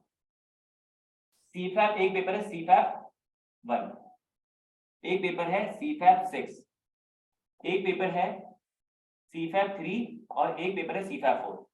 सही, कौन कौन से पेपर बच गए? सीफैप 2 और 5 ये बच गए। सीफैप 1 और 6 पास कर लो तो एमएसए 1 का पेपर अनलॉक होता है। सही है, तो सर मेरी क्या कोशिश रहेगी कि अगर मैं पहले अटेम्प्ट में पेपर दे रहा हूँ सीफैप के, तो मैं ले लूंगा सीफैप 1, 6 और शायद इन दोनों में से कोई पेपर ले लूं, ताकि अगली अटेम्प्ट में मेरे पास एमएसए 1 अनलॉक हो जाए। फिर अगली बार मैं क्या करूंगा? सीफैप 3 और 4 ले लूंगा और साथ में एमएसए 1 उठा लूंगा, क्योंकि मैंने सीफैप 1 और 6 पास किया था, तो उसकी नॉलेज मेरे माइंड में फ्रेश थी। मेरे माइंड में फ्रेश थी, तो अगले अटेम्प्ट में मैं एमएसए 1 का पेपर जल्दी से पास कर लूंगा। फिर मैंने अगले अटेम्प्ट में क्या उठा लिया? एमएसए 1, 3 और 4, तो मेरा क्या अनलॉक हो जाएगा? एमएसए 2। एमएसए 2 अनलॉक हो जाएगा, तो मैं जब एमएसए 2 अनलॉक हो जाएगा, जब मैं सीफैप 3, 4 और एमएसए 1 पास कर लूंगा, तो मेरे पास ये माइंड में फ्रेश होगा। तो बचा हुआ मैं लेट सपोज ये और ये पेपर उठा लूंगा, तो 3, 3 और 2 का कॉम्बिनेशन बना के पेपर दे सकते हैं। ऐसा है। एक बच्चा कह रहा नहीं मैं तो अल्ट्रा जीनियस हूं, मैं क्या करूंगा? 4-4 करके पेपर दूंगा, तो वो सीफैप 1, 6, 3, 4 उठाए पहले अटेम्प्ट में और अनलॉक कर लेगा एमएसए 1, एमएसए 2। फिर एमएसए 1, 2 और 5 देके पूरा सी फाइनल पास कर ले। ये बंदे पे डिपेंड करता है, उसके कैलिबर पे, उसकी कैपेबिलिटीज पे डिपेंड करता है। कोई बच्चा बहुत ज्यादा बिजी है, उसकी फर्म उसको बहुत ज्यादा टाइम लगवा रही है, तो वो 2-2 करके पेपर दे। एमएसए 2 जो है अभी कंप्यूटर बेस्ड हो चुका है। एमएसए 2 कंप्यूटर बेस्ड हो चुका है। हमारे जो मुल्क में सबसे बड़ा हमारा जो डर है ना, वो है कंप्यूटर में पेपर देने का। मैं अभी भी देख रहा था सीए फाइनल्स बच्चे घबरा रहे होते हैं, तो आज की तारीख से ना कंप्यूटर से फ्रेंडशिप कर लो, क्योंकि गेम चेंज होने वाला है 1-1.5 साल में। जब आपके पास वेब 3.0 आएगा, मेटावर्स आएगा, आप देख लो कि क्रिप्टो में ट्रेडिंग हो रही है, सब लीगलाइज हो जाएगा, सारी चीजें, ये गूगल वगैरह सब खत्म हो जाएगा, ये फेसबुक वगैरह जो अपने असली फेस पे सब खत्म हो जाएगा, क्योंकि गूगल पे वेब 3.0 नहीं चल रहा होता। तो ये सारी चीजें चेंज हो जाएगी, पूरा गेम चेंज हो जाएगा। आपको पता है वर्चुअल रियलिटी आ रही है, ऑगमेंटेड रियलिटी आ रही है, सारी चीजें आ रही है। तो जितना ज्यादा कंप्यूटर फ्रेंडली हो जाओगे, टेक सेवी हो जाओगे, उतना ज्यादा फायदा। तो अभी से जो ना कंप्यूटर से दोस्ती कर लो, जितने ज्यादा प्रोग्रामिंग लैंग्वेजेस सीख सकते हो, ऑफिस ऑटोमेशन सिस्टम सीख सकते हो, सारी चीजें कर सकते हो। सर इसमें 2 हैंड्स ऑन कोर्सेज कौन से थे? एमएस ऑफिस और पीपीई। इसमें आपके पास हैंड्स ऑन कोर्सेज आएंगे, जिसके एक का नाम है डाटा एनालिटिक्स। डाटा एनालिटिक्स कह लें, डाटा मैनेजमेंट कह लें, या फिर उसको कह लें बिजनेस इंटेलिजेंस। ये वो कोर्स है जो कि आपको मतलब फ्रीलांसिंग की दुनिया में एंटर करवा देगा। मतलब सर अगर मैं चाहूँ सीए फाइनल के साथ साथ फ्रीलांसिंग कर सकता हूँ, कर सकते हैं, पैसे कमा सकते हैं डॉलर्स में। वो इतना इतना बेहतरीन कोर्स है ये आपको डाटा विजुअलाइजेशन सिखाएगा, ये आपको ऐसी ऐसी चीजें सिखाएगा जो अभी आप तस्वीर भी नहीं कर सकते। तो ये आपको कोर्स करवाएगा C5 लेवल पे। फिर आपके पास एक और कोर्स है, इसका नाम है PVE है, professional value ethics and attitude. वो बेसिकली कोई कोर्स नहीं है, आपका टेस्ट लिया जाएगा। एक लिया जाएगा टेस्ट आपकी आर्टिकलशिप शुरू होने से पहले, एक होगा खत्म होने के बाद। फिर दोनों को कंपेयर किया जाएगा कि पहले आपके प्रोफेशनल वैल्यूज, एथिक्स और एटीट्यूड क्या थे, आर्टिकलशिप करने के बाद आपके प्रोफेशनल वैल्यू, एथिक्स और एटीट्यूड क्या है। क्योंकि once you become a chartered accountant, तो बड़ा इंपॉर्टेंट हो जाता है कि एक बंदा जो है वो कितना मॉरल ग्राउंड पे ऊपर खड़ा है। बड़ा इंपॉर्टेंट है, क्योंकि आप लोगों को जो काम है वो बहुत जिम्मेदारी का काम है। जैसे टैक्स वालों का काम बड़ा जिम्मेदारी का, टैक्स कलेक्ट करना। इसी तरीके से ट्रैफिक पुलिस वाले का बड़ा इंपॉर्टेंट काम है ट्रैफिक के रूल्स को फॉलो कराना। तो बहुत आसानी से पैसे लेके वो सारी चीजों को खराब कर देते। तो चार्टर्ड अकाउंटेंट्स के लिए भी तो मौका मिलेगा कि अगर उनका काम है कंपनी के ऑडिट्स को चेक करना, कंपनी के बुक्स ऑफ अकाउंट्स को, उनकी फाइनेंशियल रिपोर्टिंग को, उनके पूरे कंडक्ट को चेक करना, कैसे चल रहा है, कोई कोई मिसकंडक्ट तो नहीं है, कोई मिस स्टेटमेंट तो नहीं है, कोई मसला तो नहीं है, कोई फ्रॉड तो नहीं है। तो ये सारी चीजें वो चेक कर रहे होते हैं, फिर वो रिपोर्ट बनाते हैं और वो रिपोर्ट साइन करते हैं। और उनके साइन रिपोर्ट का मतलब ये है कि या तो कंपनी सही है या कंपनी गलत है। तो इतना इंपॉर्टेंट साइन होता है चार्टर्ड अकाउंटेंट्स। तो इसका मतलब है कि इनको रेम्यूनरेशन बहुत अच्छा मिल रहा होता है, क्योंकि अगर इनको रेम्यूनरेशन अच्छा नहीं मिलेगा तो ये 2 नंबरी कर सकता है आराम से। भाई ट्रैफिक पुलिस वाले को पैसे सही नहीं मिलते तभी तो वो दूसरे तरीके में जाता है। लेकिन उसके बाद एक हकीकत ये भी है कि पैसे अच्छे मिलने के बाद भी बंदा बोलता है कि यार और कमा लो। तो यहाँ पे इस तरीके की जो कोर्सेज और प्रैक्टिसेस है आपको हेल्प करती है कि आप एथिकल ग्राउंड पे कहाँ खड़े हो। बात समझ आ रही है? तो ये वो कोर्स है। सही है।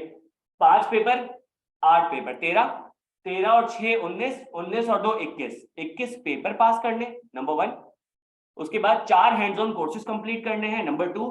और उसके बाद आपको 3.5 साल की आर्टिकलशिप करनी है, नंबर 3। ये सारी चीजें कंप्लीट होगी तो you will become a chartered accountant. इसमें से कोई एक चीज भी कम होगी, आगे पीछे होगी, तो इसका मतलब है कि आपको मजीद ड्यूरेशन आपका बढ़ जाएगा। तो डिसीजन मेकिंग में हमेशा, अब जैसे मैंने डिसीजन मेकिंग की बात की थी, ऑनलाइन वालों को सवाल है तो पूछो, जब तक मैं एक डिसीजन मेकिंग की बात बता रहा हूं। पहले डिसीजन मेकिंग में क्या आपका ड्यूरेशन खराब हुआ था कि पीआरसी के पेपर आपने जो है वो आगे पीछे कर दिया, उसकी वजह से आपके 3-4 महीने जाया हो गए। एक और डिसीजन मेकिंग, जब आप कैफ दे रहे होते हो, आप बोलते हो कैफ वैसे ही बहुत मुश्किल है, एक काम करता हूँ हैंड्स ऑन कोर्सेज को कैफ के बाद कर ले। हैंड्स ऑन कोर्सेज तो सिर्फ आपको पढ़ना है, क्रेडिट आवर्स पूरे करने हैं। इसमें होता है कि आपने कैफ पास कर लिया, मुश्किल कैफ, आप हैंड्स ऑन कोर्सेज कंप्लीट कर रहे थे, आपने बोला चलो मैं आर्टिकलशिप के लिए अप्लाई करता हूँ। आर्टिकलशिप के लिए अप्लाई करने के लिए गए, आप फर्म में जाएंगे, आप फर्म को बोलेंगे भाई मैंने कैफ पास कर लिया है, वो बोलेंगे आपके हैंड्स ऑन कोर्सेज कंप्लीट है, आप बोलेंगे नहीं, तो बोलेंगे बेटा वापस जाए। तो आप बोलेंगे यार कि कैफ मुश्किल पास कर लिया, हैंड्स ऑन कोर्सेज कंप्लीट नहीं किए। फिर आप वापस आएंगे, आप इंस्टीट्यूट से पूछेंगे भाई हैंड्स ऑन कोर्स करने में कितना टाइम लगता है, तो इंस्टीट्यूट बोलेगा भाई मिनिमम 3 महीने आईकैप ने का। अब आप बोलेंगे यार अगर मैं 3 महीने का हैंड्स ऑन कोर्स करता हूं तो इंडक्शन तो हर 6 महीने के बाद आती है, तो मेरे 3 महीने जाया हुए, नहीं मेरे 6 महीने जाया हो जाएंगे। मैं भी हैंड्स ऑन कोर्सेज करूंगा और उसके बाद 3 महीने में फारिग बैठूंगा, उसके बाद मैं इंडक्शन के लिए अप्लाई करूंगा, मेरे 6 महीने जाया हो गए। सीए मेरा 5.5 साल का था, पता नहीं मैं कितना फेल हूं, लेकिन फेल नहीं होता ना तो 5.5 का 6 साल हो गए, 6 महीने जाया हो गए। तो ये हैंड्स ऑन कोर्सेज की मैं आपको बता रहा हूँ। तो हैंड्स ऑन कोर्सेज जिस लेवल पे है उस लेवल के अंदर ही पास कर ले। अगर सीफैब लेवल पे तो सबसे बेस्ट टाइम क्या है, जब आपकी आर्टिकलशिप चल रही थी 1 साल वाली विदाउट पेपर्स, तभी कर लो। एंड तक क्यों लेके जाना है? हमारा पाकिस्तान का सबसे बड़ा मसला पता है क्या है, मैं आपको साफ साफ बताऊं। होता क्या है कि हम लोग करते ये है कि हम, मैं आपको बताऊं ना, रजिस्ट्रेशन करा ले 3 महीने पहले, तो 3 महीने में 90 दिन होते हैं।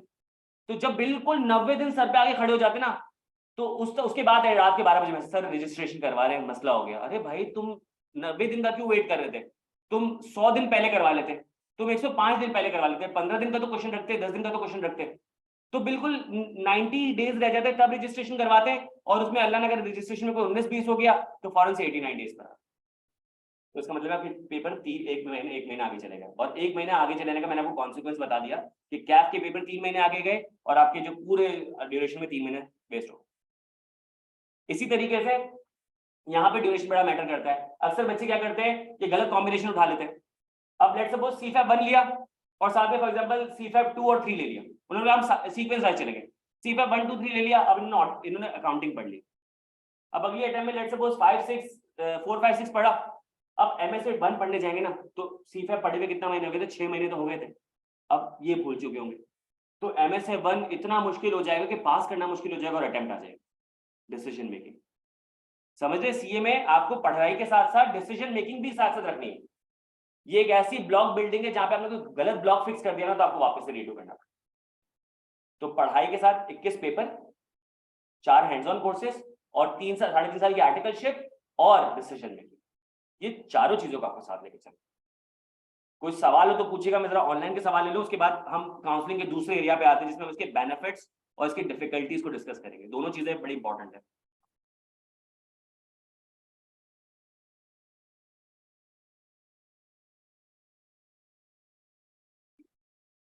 मैं चले किरण आपका सवाल देख लेता हूं, मुझे याद नहीं है, या आप सवाल रिपीट कर दे, मैं आंसर कर दूंगा।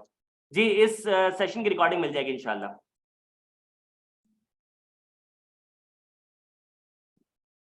देखिए किरण, आपने जो सवाल पूछा था उसमें ये था कि अगर परसेंटेज 60 से कम हो तो 60 से कम हो और 50 तक हो तो आप क्यूएटी कर सकते हैं, लेकिन अगर 50 से भी कम हो तो फिर एलिजिबिलिटी मीट नहीं करेगी, आपको फिर अपना बैचलर्स करने के बाद वापस आना पड़ेगा। कोई सवाल है यहाँ पे आप लोगों का? कोई सवाल? ऑनलाइन वाला आपको कोई सवाल है? वैसे इसकी रिकॉर्डिंग मौजूद होगी, अगर कोई सवाल है तो आप पूछ सकते हैं, रिकॉर्डिंग में भी आपको मिल जाएगा, कोई मसला नहीं है।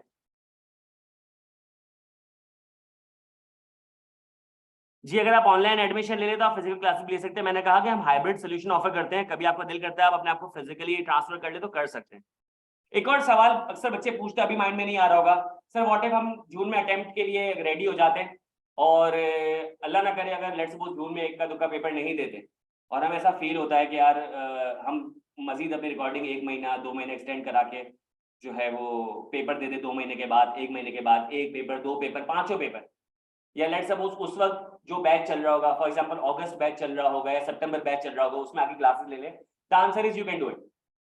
ऐसा कोई मसला नहीं है कि 2 महीने में, 3 महीने में, 1 महीने में, 1 पेपर में, 2 महीने में हम आपको एक्सटेंशन करते हुए नहीं होगा कि यार हमें 2000 रुपये पढ़ दे दो, 3000 रुपये पढ़ दे दो, ऐसा कोई चक्कर नहीं है। अब हमारे स्टूडेंट हो एक रीजनेबल टाइम तक, अगर आप ऐसा फील होता है कि कोई 19-20 हो गया आपके साथ, तो आप आके पेपर क्लास में बैठ सकते हो, ऑनलाइन क्लास का एक्सेस ले सकते हो, 1 महीने, 2 महीने, 3 महीने, या फिर 1, 2, 3, 4 पेपर का आप कर सकते हो, कोई मसला नहीं है। अक्सर बच्चे घबरा रहा होता है कि अल्लाह ना करे सर अगर मैं फला टाइम में पेपर नहीं दे सका तो उसके बाद क्या होगा, मुझे तो रिवीजन के लिए पोर्टल चाहिए होगा, या मैं क्लासेस ले सकता हूँ नहीं ले सकता, वर्कशॉप ले सकता हूँ नहीं ले सकता। इसमें कोई मसला नहीं है, आपको हम थोड़ा सा एक्सटेंशन दे देंगे।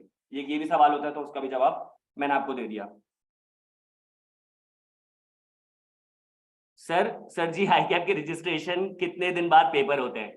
आई कैप की रजिस्ट्रेशन के 90 दिन बाद पेपर दे सकते हैं, तो कोशिश ये कीजिएगा कि 90 दिन से पहले रजिस्ट्रेशन करा लें, 100 दिन पहले करा लें, 105 दिन, 110 दिन पहले रजिस्ट्रेशन करा लें, कोई मसला नहीं होगा, कोई आपके आगे पूछेगा नहीं कि 10 दिन पहले रजिस्ट्रेशन क्यों करा ली, तो 90 दिन पहले रजिस्ट्रेशन करा सकते हैं। और कोई सवाल? सर अगर फिजिकल क्लासेस ले रहे हो तो हमें रिकॉर्डेड लेक्चर, हाइब्रिड सॉल्यूशन है, हाइब्रिड सॉल्यूशन है। अगर आप रिकॉर्डेड लेक्चर्स देख रहे हो तब भी रिकॉर्डिंग मिलेगी, लाइव क्लासेस देख रहे हो तब भी रिकॉर्डिंग मिलेगी, फिजिकल क्लासेस ले रहे हो तब भी रिकॉर्डिंग मिलेगी, रिकॉर्डिंग सबको मिलेगी। और कोई सवाल? टीचर्स का भी बता दें, टीचर्स का भी मैं बता देता हूँ। सर आप ट्यूशन फी बता दें और ये भी बता दें क्या आपकी ट्यूशन फी में, मैं अभी सब बता देता हूँ। मैं पहले प्रोज एंड कॉन्स पे आ जाता हूँ। अब मैं बात करूंगा सीए के प्रोज एंड कॉन्स की बात कर लेता हूँ। सही है, सबसे पहले बात करते हैं एक एक करके इसके बेनिफिट्स की बात करते हैं। जाहिर सी बात है एक क्वालिफिकेशन है, मुश्किल क्वालिफिकेशन है, वो मुश्किल कितनी है उसको डिस्कस करेंगे। पहले हम इसकी जरा अच्छी बातें कर लेते हैं, क्योंकि जो बाद में बात करते हैं वो ज्यादा याद रह जाती है। अगर मैं पहले अभी बुराई कर दूंगा बाद में अच्छाई कर दूंगा, आपको अच्छा याद रह जाएगी। मैं चाहता हूँ आप लोग बुराई याद रखो, ताकि जब सीए कर रहे हो ना तो दिमाग में रहे कि यार मुश्किल है। पहली बात ये कि सीए की जॉब मार्केट, सीए की जॉब मार्केट अल्हम्दुलिल्लाह मैं यहाँ पे ऑनलाइन कह रहा हूँ कि इसकी जो एम्प्लॉयबिलिटी है वो 100% सही है। कैसे? इंशाल्लाह once you become chartered accountant, उसके बाद ये होता है कि जहां आप अप्लाई करते हो आपको जो है जॉब मिल जाती है। इन केस अल्लाह ना करे ऐसा होता नहीं है, लेकिन अगर चलो जॉब, अब आजकल जो इकोनॉमी के हालात चल रहे हैं तो उसमें होता ये है कि जिस फर्म में आप लोग आर्टिकलशिप कर रहे थे उसमें आपको स्टाइपेंड मिल रहा होता है। शुरू में जब पेपर पास नहीं होते तो 16,500 होती है, फिर पेपर्स पास होने शुरू होते तो 22,000 हो जाती है, फिर 31,000 हो जाती है, फिर 62,000 हो जाती है। उसके बाद जब आपकी आर्टिकलशिप खत्म हो जाती है, आपके पेपर्स पास हो जाते हैं, तो उसके बाद क्या होता है, उसके बाद आपको जॉब मिल जाती है। अगर जॉब नहीं मिलती तो आप उसी फर्म में कंटिन्यू कर सकते हो, आपको फर्म वाले फारिग नहीं करते, तो 80-90 का पैकेज दे देते। 80-90 आज के दौर में बहुत जबरदस्त अमाउंट है। सही है सर, अगर मुझे जॉब मिल जाती पहली, अगर मैं फर्स्ट अप्लाई करता तो जो मार्केट में जो सैलरी चल रही है वो तकरीबन 1.25 लाख चल रही है, 125,000 रुपीज। तो सर माइंड में सवाल ये आता है कि अगर मुझे जॉब नहीं मिली और मैं आर्टिकलशिप हूँ तो सर मुझे 90,000 मिल रहे हैं, तो आप 90,000 को 125 से कंपेयर कर रहे हो, आप 90,000 को 0 से कंपेयर नहीं कर रहे हो। बहुत सारी क्वालिफिकेशंस है, मैं आपसे पूछूंगा तो आप लोग मुझे इसका जवाब दोगे कि ऐसा होता है कि नहीं होता कि जब आप कोई और क्वालिफिकेशन परस्यू करते हो तो 1 महीने की, 2 महीने की, 3 महीने की, कुछ ना कुछ महीनों की बेरोजगारी देखनी पड़ती है। ऐसा है कि नहीं? क्या आप लोग नहीं देखते? आप लोगों ने इतनी सारी क्वालिफिकेशन वगैरह देखी कि लोग जब क्वालिफाई कर लेते हैं उसके बाद जॉब ढूंढ रहे होते हैं। तो यहाँ पे जो बेसिकली मसला आ जाता है, अस्सलाम वालेकुम, तो यहाँ पे जो मसला है जो अनएम्प्लॉयमेंट का होता है ना, जो टेम्पररी अनएम्प्लॉयमेंट का मसला है, अल्हम्दुलिल्लाह यहाँ पे नहीं है, तो 100% एम्प्लॉयमेंट रेट है। पहली बात समझ आती है। फिर दूसरी बात मैंने आपको बता दी कि इसकी जो स्टार्टिंग सैलरी वो 125,000, इसकी स्टार्टिंग सैलरी 125,000 रुपीज है। अब इसको हम बहुत तरीके से एज अ बेनिफिट डिस्कस कर सकते हैं। पहले उसको ऐसे डिस्कस कर सकते हैं कि one of the highest starting salaries इन पाकिस्तान, ऐसा ही है। आपने देखा होगा बहुत सारे लोग क्वालिफाई करते हैं, एमबीबीएस कर रहे होते हैं, बीडीएस कर रहे होते हैं, साइकोलॉजी की तरफ जा रहे होते हैं, या फिर फार्मेसी की तरफ जा रहे होते हैं, मेडिकल की कुछ फील्ड्स हैं, और आप लोगों को पता होगी फिजियोथेरेपी की तरफ जा रहे होते हैं, या फिर जो है आपके पास बहुत सारी इंजीनियरिंग क्वालिफिकेशन है, जैसे कि सिविल इंजीनियरिंग है, मैकेनिकल इंजीनियरिंग है, एरोनॉटिकल इंजीनियरिंग है, इलेक्ट्रिकल इंजीनियरिंग है, और बहुत सारी इंजीनियरिंग आपके पास मौजूद है।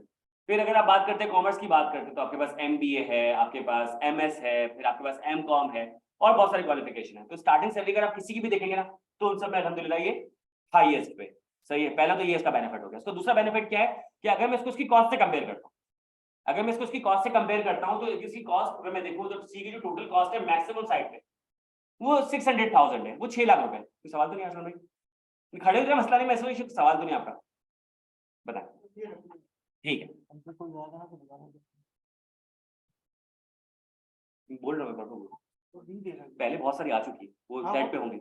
हाँ वो उसने कर ली, सही में देखिए। हाँ, तो 600,000 जो है वो आपकी कॉस्ट और आपकी जो सैलरी है, फर्स्ट सैलरी जो है 125,000 रुपीज है। तो इसका मतलब है कि सर मुझे अपनी कितनी सैलरीज चाहिए होंगी कि मेरी कॉस्ट पूरी हो जाए? तो उसका मतलब ये है कि आपको 5 सैलरीज में आपकी कॉस्ट पूरी हो जाएगी, ऐसा है कि नहीं? आपकी 5 सैलरीज में आपकी कॉस्ट पूरी हो रही है, तो आपको सिर्फ 5 महीने काम करना, आपकी कॉस्ट पूरी हो जाएगी।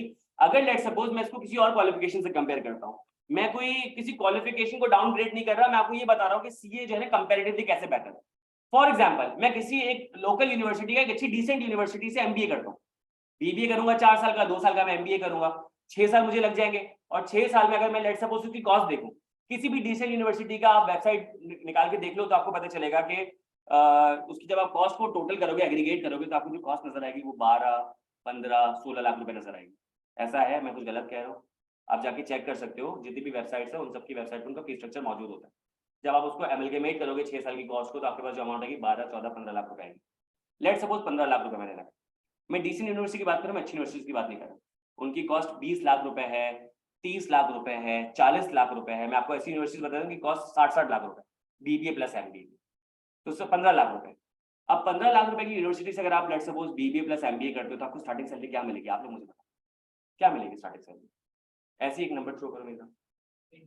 80, और कोई 30 प्लस होती है, 30 प्लस होती है, 30, 80, चलो इसको एवरेज कर लेते हैं, इसको लेट सपोज 50 कर लेते हैं, इसको 50 कर लेते हैं, या 100,000 कर लेते हैं, लेट सपोज 100,000 करते हैं, मैक्सिमम पे ले जाते हैं, 100,000 कर लेते हैं, तो 1 लाख रुपए। तो इसका मतलब है कि मुझे 15 महीने काम करना पड़ेगा टू कवर माई कॉस्ट, ऐसा ही है। अगर 50 कर लो तो उसको मतलब मुझे 30 महीने काम करना पड़ेगा टू कवर माई कॉस्ट। ये दरवाजा बंद कर दोगे दोस्त? दरवाजा बंद कर दो, जज़ाकल्लाह। सेशन के लिए आए हो अभी? ठीक है। तो इसका मतलब है कि मुझे 15 या 30 में लगेंगे टू कवर माई कॉस्ट, तो इसका मतलब कि एडवांटेज पे, ऐसा ही है। अब इसको एक और तरीके से देखते हैं। पहले तो हमने देखा इसको डायरेक्टली, हमने देखा स्टार्टिंग सैलरी हाईएस्ट है, फिर हमने इसको कॉस्ट से कंपेयर किया तो 5 महीने लग रहे थे, फिर हमने दूसरी क्वालिफिकेशन के साथ देखा तो आपको ये एडवांटेज पे। अब मैं एक और बात बताऊं, इसकी कॉस्ट है 0, इसकी कॉस्ट क्या है? 0। 2 साल के बाद, अभी तुम लोग 18 साल के हो एवरेज, कोई 19 का होगा, कोई 18 को, कोई बेचारा नन्ना मुन्ना 17 साल का भी होगा, अक्सर बच्चे होते हैं, हम 17 साल में इंटर कर लिया, तो वो भी हमारे पास होते हैं। तो अगर लेट्स सपोज 18 एवरेज है, 2 साल के बाद इंशाल्लाह, अगर 2 साल के बाद आप पीआरसी कैप कर लेते तो 20, चलो थोड़ा बहुत 19-20 हो जाता तो 20.5, 21 साल की उम्र में जब आपकी आर्टिकलशिप शुरू हो जाएगी तो आपको स्टाइपेंड मिलना शुरू होगा। स्टाइपेंड मिलना शुरू होगा तो स्टाइपेंड 16,500 होगा, तो एक दफा तो नहीं मिलेगा, हर महीने मिलेगा। तो जब आप 16,500 मिलेगा, 1 साल तक मिलेगा, 15 महीने तक मिलेगा, फिर आप कुछ पेपर पास कर लोगे तो वो 22 हो जाएगा, फिर आपको 7-8 महीने वो मिलेगा, फिर उसके बाद कुछ पेपर पास कर लोगे तो फिर वो 30-31 हो जाएगा, फिर कुछ पेपर पास कर लोगे तो फिर आपके पास वो 62 हो जाएगा।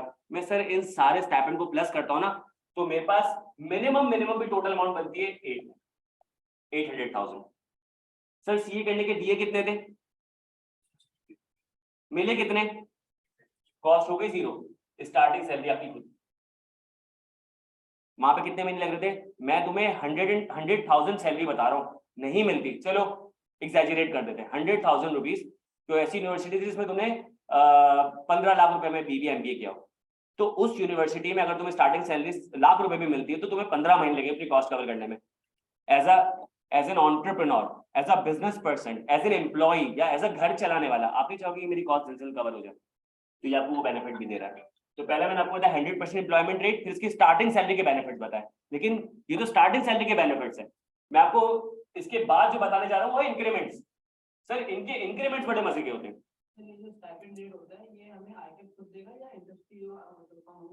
फर्म देगी आईकैप ने स्लैब रेट तय कर दिए। मैं तुम्हें ये बता रहा हूँ, मैंने 800,000 लिखा है ना, अगर मैं तुम्हें प्रॉपर कैलकुलेशन बताऊंगा ना, ये 9 लाख से ऊपर जाएंगे। मैं सीए में चीजों को एग्जैजरेट नहीं कर रहा, मैं अंडरस्टेट कर रहा हूँ, ताकि जब तुम्हें ज्यादा मिले तुम ज्यादा खुश हो। मैं ज्यादा बता दूंगा तुम्हें कम मिलेंगे, बोलेंगे झूठ बोल रहा, मैं जानबूझ के अंडरस्टेट कर रहा हूँ। सही है। इंक्रीमेंट्स की बात करें, इंक्रीमेंट्स में एक साल में आपका जो इंक्रीमेंट है वो 25 से 50,000 रुपए बढ़ जाता है।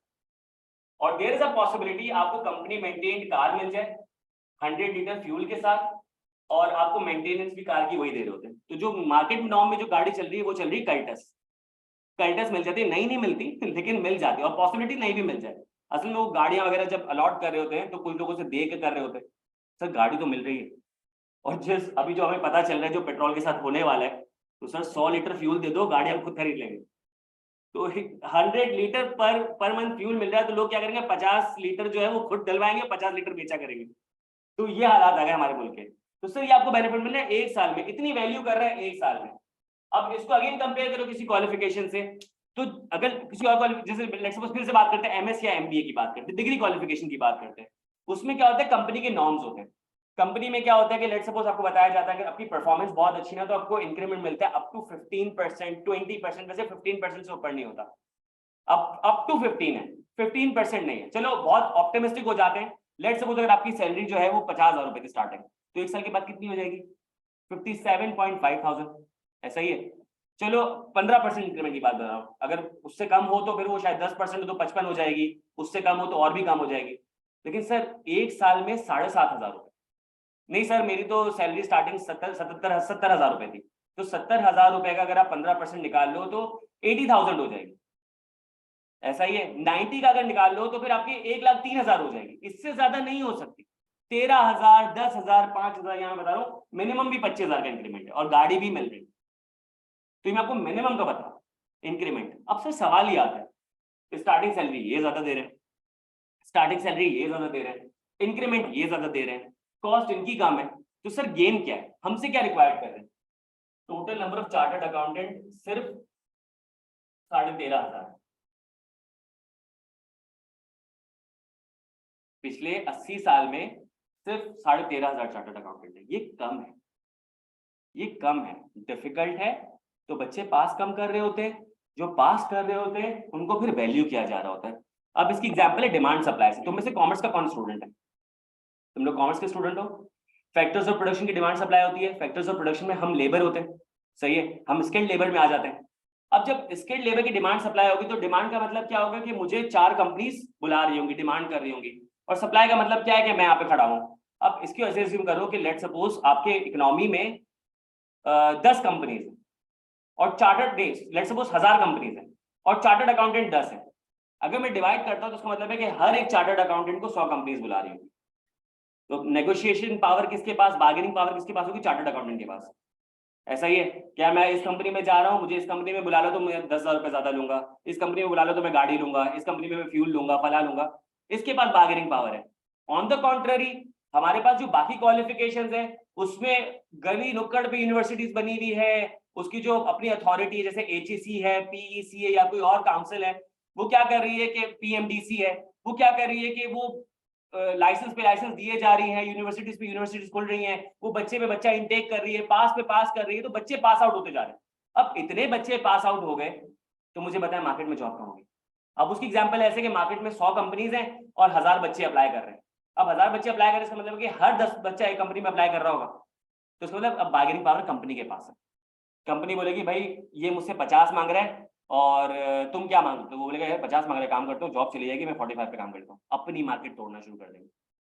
होता है ऐसा यार, 50 के 45 ही आ जाए क्या बुरा है, अपनी ही मार्केट खराब कर दी, अपने आप को डाउनग्रेड कर दी, तो अगला बंदा के 40 नहीं बोल सकता।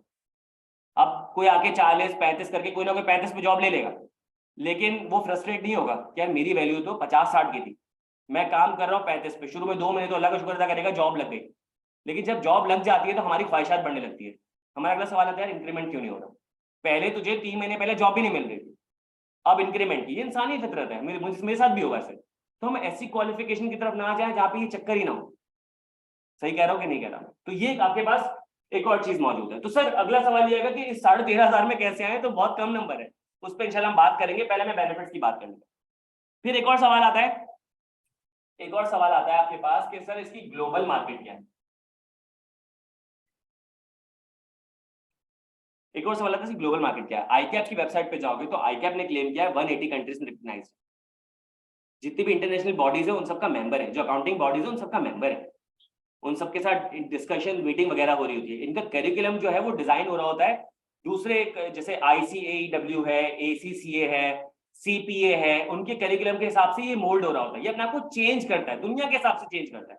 आर्टिफिशियल इंटेलिजेंस दुनिया में आ रहा है तो CA में भी आ गया, तो ये अपने आप को आहिस्ता आहिस्ता मोल्ड कर रहा है। तो जो क्वालिफिकेशन अपने आप को चेंज करती रहेगी, मॉडिफाई करती रहेगी, बेहतर से बेहतर करती रहेगी, तो मार्केट में एग्जिस्ट करेगी।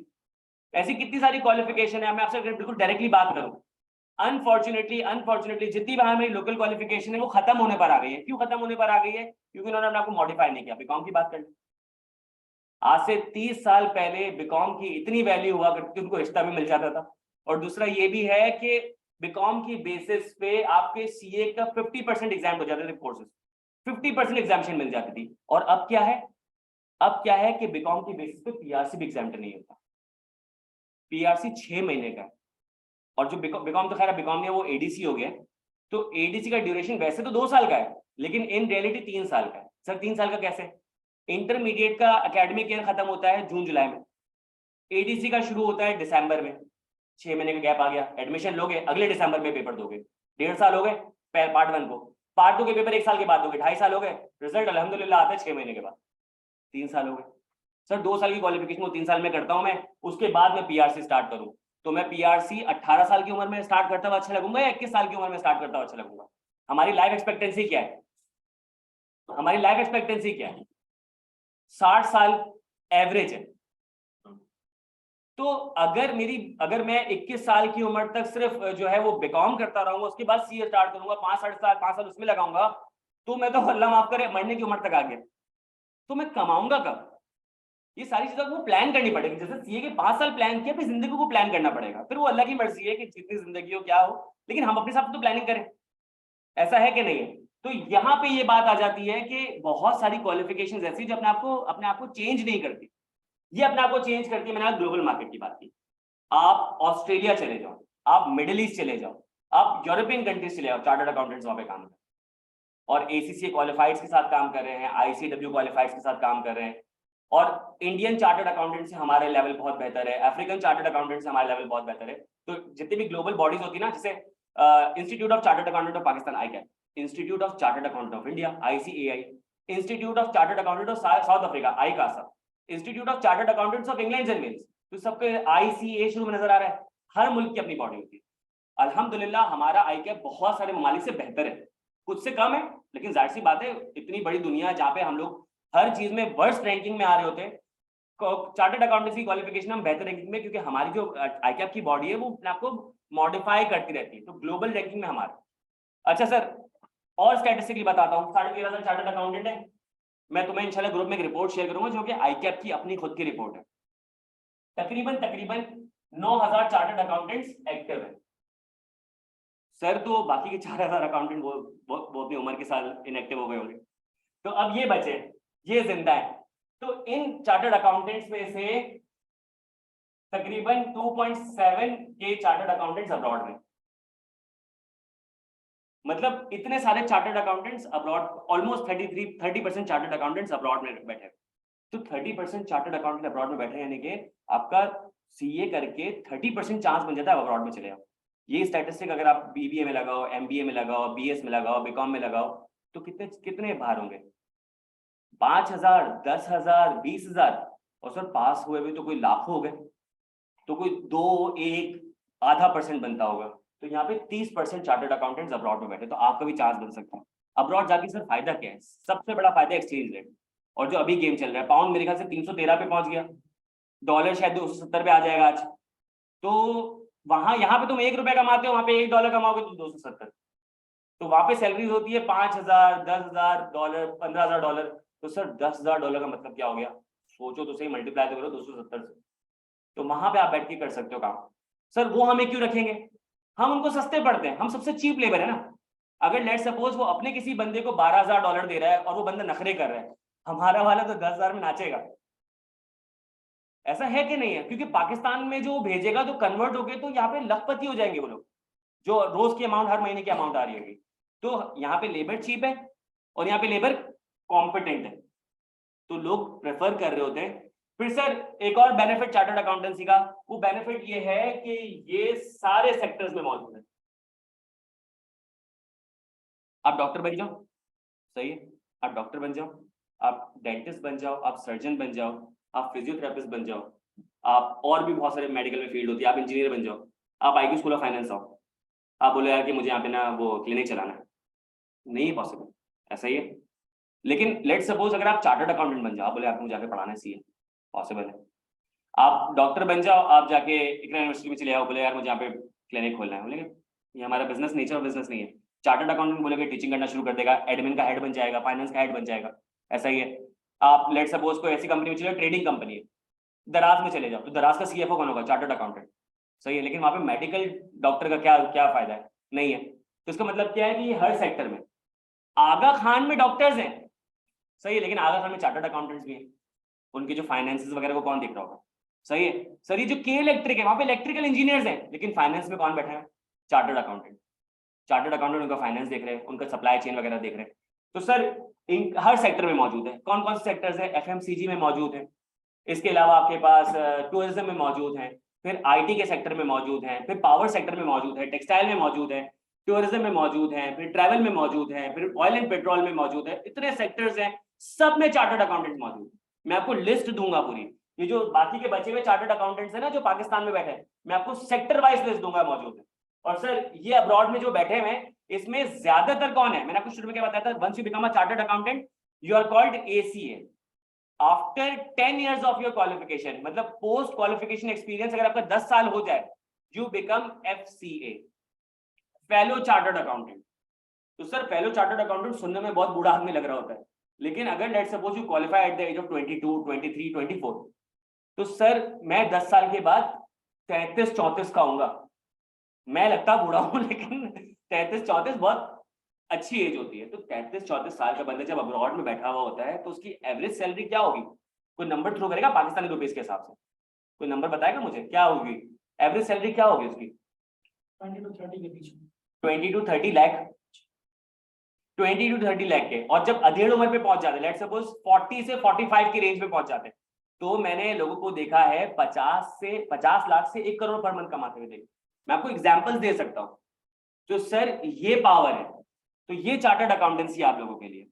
और सर बहुत दूर जाने की भी जरूरत नहीं है, इंक्रीमेंट बताया था ना मैंने आपको, इंक्रीमेंट बताया था, पोस्ट क्वालिफिकेशन एक्सपीरियंस के 4 साल गुजर जाते ना, पोस्ट क्वालिफिकेशन एक्सपीरियंस के 4 साल गुजर जाते हैं, तो आप किसी भी कंपनी के सीएफओ के लिए एलिजिबल हो जाते हो। अभी जाके गूगल करना पाकिस्तान में सीएफओ की स्टार्टिंग सैलरी कितनी है, तो आपको बताएगा 12 लाख रुपए, एग्जैजरेट किया हुआ है, आप 8 लाख समझ लो। तो सर पोस्ट क्वालिफिकेशन के 4 साल के बाद, मतलब अगर आप 23 साल की उम्र में, 24 साल की उम्र में क्वालिफाई करते हो, at the age of 27, 28 you are earning 8 lakh rupees per month. क्या घर की कॉस्ट होगी, क्या घर में तुम्हारे खर्चा होगा, 1 लाख रुपए जा रहा होगा, 7 लाख रुपए बच रहे हैं, तो तुम उसको बिजनेस में इन्वेस्ट भी कर सकते हो, या सेव करके एक अच्छी अमाउंट जमा करके एक बड़ा बिजनेस स्टार्ट कर सकते हो। ये मुर्तजा कायद इब्राहिम ने आईक्यू स्कूल ऑफ फाइनेंस कैसे स्टार्ट किया, एक 30 साल का, एक 33 साल का, आईक्यू स्कूल ऑफ फाइनेंस तो स्टार्ट हुए 2.5 साल हो गए। तो sir at the age of 31 इन लोगों ने स्टार्ट कर लिया। Murtaza Qaid is one of the youngest chartered accountants in Pakistan. 22 साल की उम्र में उसने सीए किया है, गोल्ड मेडल उसके पास है, मैरिज सर्टिफिकेट उसके पास है, और जब उसने काम शुरू किया वो जाहिर सी बात उसको अच्छे सैलरी पैकेजेस मिले होंगे, उसने उनको जमा करके, इब्राहिम ने उनको पैसे को जमा करके, करोड़ों रुपए जमा करके उन्होंने IQ school of finance start कर दिया। तो एंटरप्रेन्योरशिप के पास आपका मौका होता है कि ना सिर्फ आप जॉब करते रहो, बल्कि आप सीए करने के बाद आप बिजनेस भी कर सकते हो। अक्सर आप मोटिवेशनल स्पीकर्स को सुनते होंगे, तो क्या कहते होंगे, नहीं आपके पास जज्बा होना चाहिए, विलिंगनेस होनी चाहिए, फला होना चाहिए, पैसे मैटर नहीं करते। क्यों नहीं करते पैसे मैटर? आप लोगों को ये नहीं बता रहे कि अगर इक्विटी फाइनेंसिंग नहीं है तो बिजनेस स्टार्ट करने के लिए डेट फाइनेंसिंग करनी पड़ती है। खुद का पैसा नहीं है तो उधार लेना पड़ता है, लेकिन पैसों के बगैर बिजनेस स्टार्ट नहीं होता। तो डेट फाइनेंसिंग में अल्लाह माफ करे, पाकिस्तान जैसे मुल्क में डेट फाइनेंसिंग लेना तो मतलब अपनी कब्र खोदने के बराबर है। क्योंकि डेट फाइनेंस वाले बंदे कर ही ये रहे होते, कोशिश कर रहे होते, दुआएं कर रहे होते, चिल्ले काट रहे होते, हर पॉसिबल कोशिश कर रहे होते कि आपका बिजनेस खराब हो जाए, क्योंकि जो उन्होंने गिरवी लिया होता है वो ज्यादा वैल्यू कर रहा हो। तो इक्विटी फाइनेंसिंग में ये है कि आप अच्छी खासी सैलरी लो, उसमें से घर में कुछ पैसे दो, अच्छे खासे आप री इन्वेस्ट कर दो, कुछ भी करो, और उसके बाद जब बहुत सारा पैसे जमा हो जाए बिजनेस स्टार्ट करो। फिर आपके पास इतने सफिशिएंट फंड्स होते हैं, वो कहते हैं ना don't keep all your eggs in one basket वाली, तो आप अपनी पोर्टफोलियो मैनेजमेंट कर सकते हो। आप किसी अच्छी कंपनी के, जो सस्टेनेबल कंपनी है, आप उसके स्टॉक खरीद के रख लो, आप फॉरेक्स में ट्रेडिंग कर लो, आप जो है वो डॉलर्स खरीद लो, गोल्ड खरीद लो, तो ये मल्टीपल इन्वेस्टमेंट है ना, तो आप कर सकते हो। अभी देखो ना, अभी किसी के पास बहुत सारे डॉलर्स पड़े होंगे तो वो तो कुछ जश्न मना रहा होगा, होता है। तो ये सारी चीजें हैं, तो ये कब कर सकते हैं? जब आपको इतनी तो कम से कम सैलरी मिल रही हो। यहाँ तो मसला अल्लाह माफ कर ये होता है कि सैलरी मिलती है और 20 दिन के बाद रो रहे होते हैं कि यार अब बाकी के पैसे कहां से लेकर। तो ये चीज है, तो ये सारे बेनिफिट्स हैं। इस चीज से एग्री करते हो? कोई मसला है तो सवाल है तो पूछो। मैं अब आ रहा हूँ खतरनाक चीज पे कि सीए जो है कितना डिफिकल्ट है और कितने बच्चे फेल होते हैं, सारी चीजें, ये इंपॉर्टेंट चीज है। सर ये बैच कब शुरू होगा? मेरे ख्याल से 2 से 3 दिन में इंशाल्लाह क्लासेस शुरू हो जाएंगी। जो हाइब्रिड दिया जाएगा एग्जाम में वही आना है जो हाइब्रिड दिया जाएगा। आमना, मुझे तुम्हारा सवाल समझ नहीं आया, मुझे सवाल रिपीट कर दो। इमरान पूछ रहा है सर क्या आईक्यू स्कूल में हमारी आईक्यू में रजिस्ट्रेशन करवा दें? एडमिन से कांटेक्ट कर लेना, इंशाल्लाह करवा देंगे। नहीं अनुषा, मैंने शुरू में बताया कि जितने भी आप स्ट्रीम से आते हो, प्री मेडिकल से, प्री इंजीनियरिंग से, कॉमर्स से, दिल से डर हटा दो। ये पीआरसी आपको इंडिफरेंट कर देगा, बराबर कर देगा, इक्वल कर देगा, जिसकी जो लैकिंग है पूरी हो जाएगी। अब मैं आपको बताता हूँ सामने से, जी मेरा अपना पर्सनल एक्सपीरियंस है, कोई इससे डिसएग्री कर सकता है। मुझे ऐसा पर्सनली फील होता है, कोई ऑफेंस फील ना करे, मैं खुद भी इंटर कॉमर्स का स्टूडेंट हूँ, मुझे ऐसा फील होता है कि हम सब में इंटेलेक्चुअली सबसे कॉमर्स में जो सबसे वीक लोग होते हैं वो सब इंटर कॉमर्स वाले होते हैं। सबसे वीक इंटर कॉमर्स वाले होते हैं, क्योंकि हमें उस तरीके से टेस्ट नहीं किया गया होता, हमारे करिकुलम उस तरीके से बना नहीं होता। तो जो इंटर कॉमर्स वाले खुश हो रहे होते हैं, हमने अकाउंटिंग पढ़ ली, हमने इकोनॉमिक्स पढ़ ली, तो 6 महीने में अकाउंटिंग इकोनॉमिक्स तो इंजीनियरिंग वाले और मेडिकल वाले पढ़ लेंगे। तो हमारा एज तो खत्म हो गया, क्योंकि वो हमसे ज्यादा कॉम्पिटेंट थे, वो इंटेलेक्चुअली ज्यादा स्ट्रॉन्ग थे हमसे। उन्होंने जो मेडिकल में जो फिजिक्स पढ़ी, या फिर सॉरी जो अपना केमिस्ट्री पढ़ी, या फिर आपने बायो पढ़ी, या इंजीनियरिंग वाले जो फिजिक्स केमिस्ट्री पढ़ी या मैथ्स उन्होंने पढ़ी, वो ज्यादा सोचने पे मजबूर करता है। हमारा तो मैं क्या बोलूं, शर्मिंदगी होती है। हमारा जो मैथ्स स्टैट्स है कि मैथ्स खोला और मैथ्स खत्म हो गया, स्टैट्स खोला स्टैट्स खत्म हो गया। तो हम लोगों ने क्या सीखा होगा इंटर कॉमर्स वालों ने? तो जो हम खुशी मना रहे हैं कि हमें अकाउंटिंग इकोनॉमिक्स आती है, तो 6 महीने में बाकी बच्चे वहीं पे आके खड़े हो जाते हैं।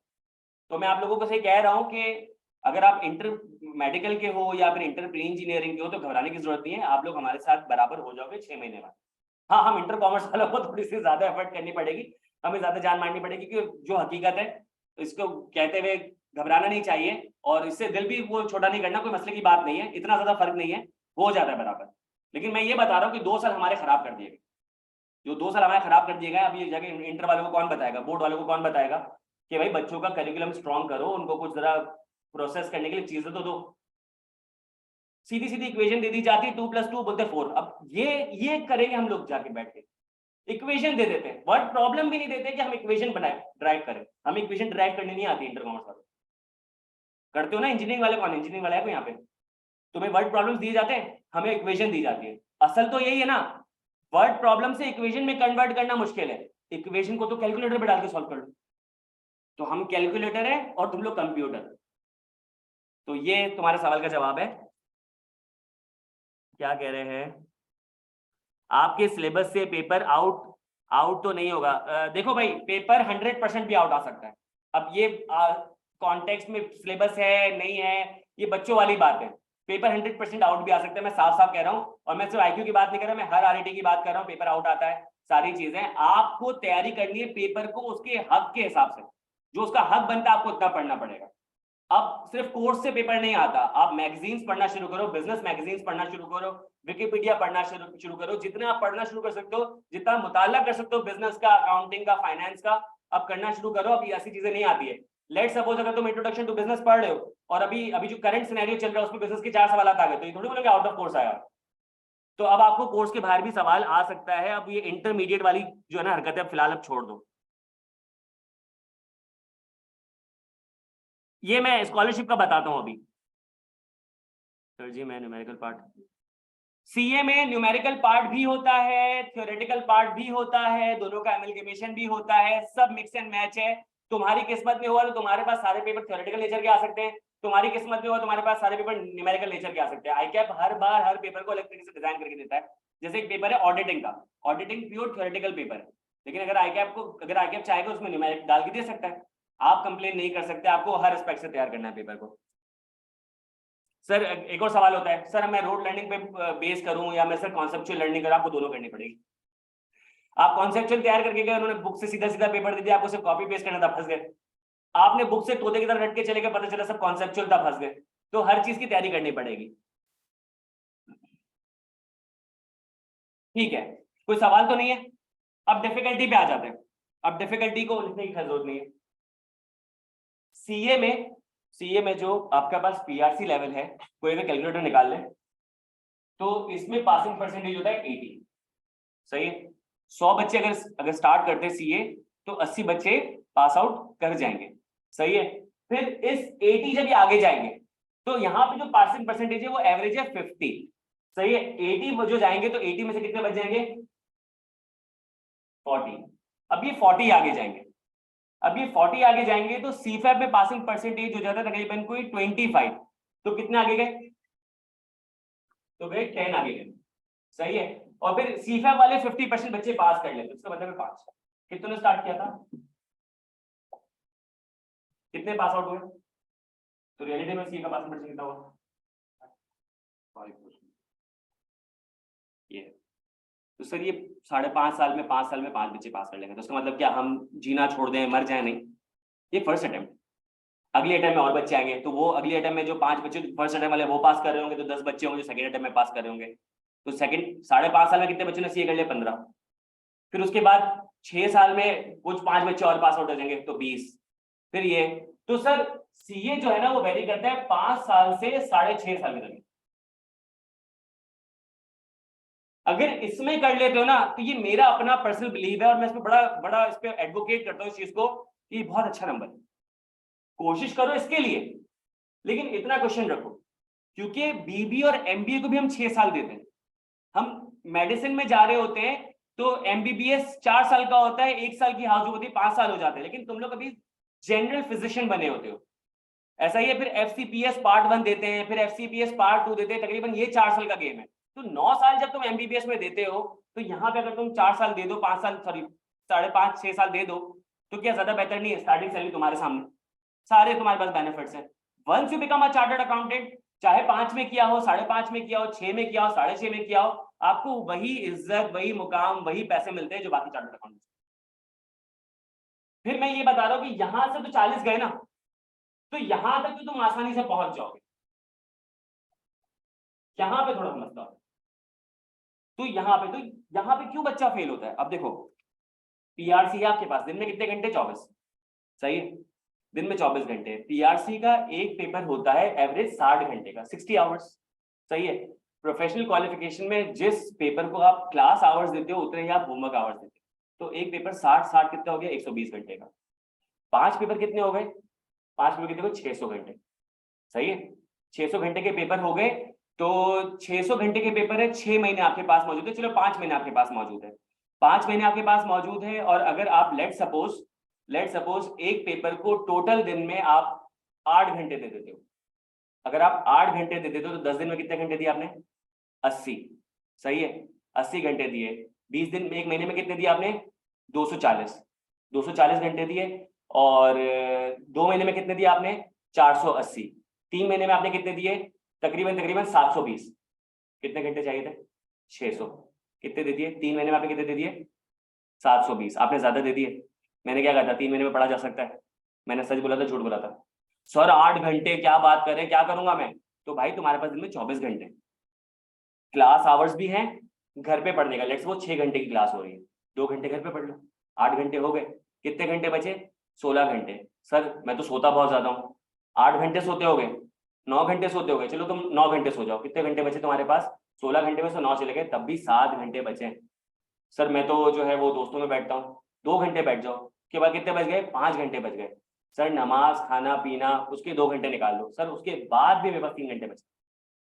कौन कहता टाइम नहीं है? तो पीआरसी में तुम्हें 8 घंटे देने हैं, तो पीआरसी पास हो जाता है, तभी 80 बच्चे पास होते हैं अगर वो टाइम मैनेज कर रहे होते। फिर कैफ में आते हैं। अब कैफ में कितने पेपर है तुम्हारे पास? कैफ में एवरेज 3 बच्चे पेपर ले रहे होते हैं, एक पेपर का एवरेज टाइम होता है 120 घंटे, और घर की स्टडीज को मिला के कितने हो गए? 240। 240 और 3 पेपर कितने हो गए? 720। 720 घंटे। तो 720 घंटे, और लेट सपोज अगर तुम दिन में फिर से 8 घंटे दे रहे हो, अब 3 महीने का नहीं है, अब ये 6 महीने का है, तो तुम्हारे पास 6 महीने के हिसाब से आराम से तुमने जो है ना 1500 घंटे तुम दे सकते हो। तुम्हें देने कितने थे? 720 घंटे, 1500 घंटे दे सकते हो। फिर यहाँ पर आ जाते हैं, यहाँ पे तुम्हारी आर्टिकलशिप एवरेज वैसे 8 घंटे की होती है, लेकिन 8 नहीं 10 घंटे की होती है। अब तुम्हारे पास दिन में कितने घंटे बचे? 14 घंटे। और इसका जो एक पेपर होता है ना, इसका इसका एक पेपर 60 घंटे का था, इसका एक पेपर 120 घंटे का था, इसका एक पेपर एवरेज 200 घंटे का होता है। घर पे पढ़ाई के साथ कितने हो गए? 400। 3 पेपर दोगे तो कितने हो गए? 1200। इसमें 5 पेपर के कितने टाइम थे? 600 घंटे। इसमें 3 पेपर के कितने थे? 720 घंटे। इसमें 3 पेपर के कितने घंटे थे? 1200 घंटे। लेकिन यहाँ जो 3 पेपर्स थे ना, उसमें मसला ये था, इसमें आपके पास दिन में 14 घंटे, तो यहाँ पे बच्चा फेल हो रहा होता है। तो यहाँ पे जस्टिफाइड है, यहाँ पे वो वर्क एक्सपीरियंस भी हासिल कर रहा है, वहाँ पे अपना स्किल सेट भी इंप्रूव कर रहा है, और वहाँ पे पेपर भी पास कर रहा है। तो अगर यहाँ तक पहुंच जाओ ना, तो एक सेफ पैसेज मिल जाता तुम्हें। मैंने बताया ना कि अगर चार्टर्ड अकाउंटेंसी की आर्टिकलशिप खत्म हो जाए तो आपको जॉब मिल जाती है, आपको जॉब मिल जाती है। तो यहाँ पे मसला नहीं है, यहाँ पे कोशिश करो, क्योंकि यहाँ पे मैंने बताया ना कि तुम्हारे पास दिन ज्यादा थे और पढ़ाई के लिए आवर्स, मतलब दिन कम थे और पढ़ाई के लिए आवर्स ज्यादा थे, तुम्हें कम पढ़ना पड़ रहा था, ऐसा ही है। यहाँ पे आपके पास वो लिबर्टी नहीं होगी, तभी यहाँ पे 80 है, यहाँ पे 40, अचानक से भी 10 हो जाता है। बात समझ आ रही है? कोई मसला? ये कैलकुलेशन समझ आई? यहाँ पे 5 पेपर के 600 घंटे, यहाँ 3 पेपर के 720 घंटे, यहाँ 3 पेपर के 1200 घंटे, यहाँ पे भी 24 घंटे थे, यहाँ पे भी 24 घंटे थे, और यहाँ पे आपके पास थे 14 घंटे। तो ये फर्क होता है डिफिकल्टी का। तो time management is the key, आपको टाइम मैनेज करना पड़ेगा। मैं आपको बताऊं 24 घंटे तो हम लोग घर पे बैठ के 100 के भी निकाल देते हैं, तो वो भी हमको कम लग रहे होते हैं। तो अगर आप मैनेज करके चलोगे तो पेपर आपके पास होना शुरू हो जाएंगे। तो सीए में मैंने आपको क्या बताया था कि पढ़ाई के साथ साथ एक और चीज बहुत इंपॉर्टेंट होती है प्लानिंग और डिसीजन मेकिंग। आ रही है यहाँ पे? तो पर डे की भी प्लानिंग होती है, पर आवर की प्लानिंग भी होती है, पर वीक की प्लानिंग भी होती है, फोर्टनाइटली प्लानिंग भी होती है, फिर इसके अलावा मंथली प्लानिंग भी होती है, क्वार्टरली प्लानिंग भी होती है, सेमी एनुअली प्लानिंग भी होती है, ईयरली भी प्लानिंग होती है। तो सीए में हर वक्त बंदा प्लानिंग करके चल रहा होता है कि लेट सपोज अगर मेरी बुक के 100 पेजेस है, मैं उसको भी प्लान करता हूँ कि अगर मुझे बुक को लेट सपोज 20 दिन में कंप्लीट करना है, तो एक दिन में मैं कितने पेज पढ़ूंगा? 5। मैं 5 पेज पढ़ूंगा तो 20 दिन में मेरे 100 पेजेस पूरे हो जाएंगे। फिर मुझे ये भी देखना है कि लेट सपोज पास पेपर्स भी प्रैक्टिस करने हैं, मुझे ये भी देखना है कि मुश्किल सवाल भी प्रैक्टिस करने हैं, फिर मुझे ये भी देखना है कि कौन से, लेट सपोज अगर मैंने क्लास में कोई बेसिक चीज पढ़ी है तो वो मैंने क्यों पढ़ी है, क्योंकि टीचर को मुझे समझाना था, तो क्या आई कैप में बेसिक चीजें आएंगी? तो मुझे ये भी ख्याल करके चलना है कि घर में जब मैं रिवाइज करूं मैं अपना टाइम बेसिक चीजों पर जाया ना करूं, क्योंकि आई कैप में बेसिक चीजें नहीं पूछी जाती। हम इंटरमीडिएट के आदी हैं असल में। हम लोगों को क्या होता है, हम लोगों को डेफिनेशंस पूछी जा रही होती है इंटरमीडिएट लेवल पे। डेफिनेशंस कौन पूछता है पेपर में? सीधा पूछता है व्हाट इज फला। अरे ये थोड़ी पेपर होता। तो हम लोग क्या करते हैं, इन चीजों में टाइम जाया कर होते। तो मैं एक बात बताऊं, अगर मैं बेसिक चीजों में लेट सपोज टोटलिटी में 200 घंटे लगा रहा हूं ना एक कोर्स में, तो उसका मतलब मैंने 0 आवर्स लगाए, फिर हम फेल हो जाते हैं, फिर हम क्वालिफिकेशन को बुरा भला कहते हैं। भाई तुमने अगर आईकैप के पास पेपर्स को देखा हो, तुमने समझा हो, तो उसमें मुश्किल सवाल आता है, तो उससे अगर वही 200 घंटे समझना, मैं आईकैप के पास पेपर्स को सॉल्व कर लूं, तो मेरा जो ना एक हाजमा बढ़ जाएगा मुश्किल सवालों को प्रैक्टिस करने का। सर आईकैप के सवाल खत्म हो गए, अब मैं क्या करूं? मैंने क्या कहा था कि आईकैप का कोर करिकुलम जो मैच करता है इंटरनेशनल करिकुलम के साथ, तुम एसीसी के सवाल उठा लो, तुम आईसीडब्ल्यू के सवाल उठा लो, मुश्किल सवाल की कमी नहीं है। लेकिन बात सारी ये है कि क्या तुम में वो पोटेंशियल है कि तुम वो सवाल सॉल्व कर सकते हो। अगर घर पे नहीं कर सकते तो पेपर में कैसे करूं? तो अगर लेट सपोज इस बच्चे ने आईकैप के 40 सवाल प्रैक्टिस किए और इसने अगर 30 सवाल प्रैक्टिस किए, तो देयर इज अ पॉसिबिलिटी कि ये ज्यादा बेहतर आईकैप में सवाल जो है ना फेस कर पाएगा, क्योंकि इसके अंदर उस चीज की कैपेबिलिटी ज्यादा होगी, इसके अंदर स्टैमिना इंड्योरेंस ज्यादा होगी, ये गिव अप नहीं कर देगा, इसने हर तरीके का सवाल देखा होगा। तो सर ये सारी चीजें प्लान करनी पड़ती है। ये सुनने में लग रहा होगा कि यार इतनी सारी चीजें, तुम डे 1 पे पूरा प्लानिंग कर लो, एक दिन की कहानी, मैंने भी सीए तो बताया ना, तुम प्लानिंग नहीं कर सकते, तुम प्लानिंग कर लो।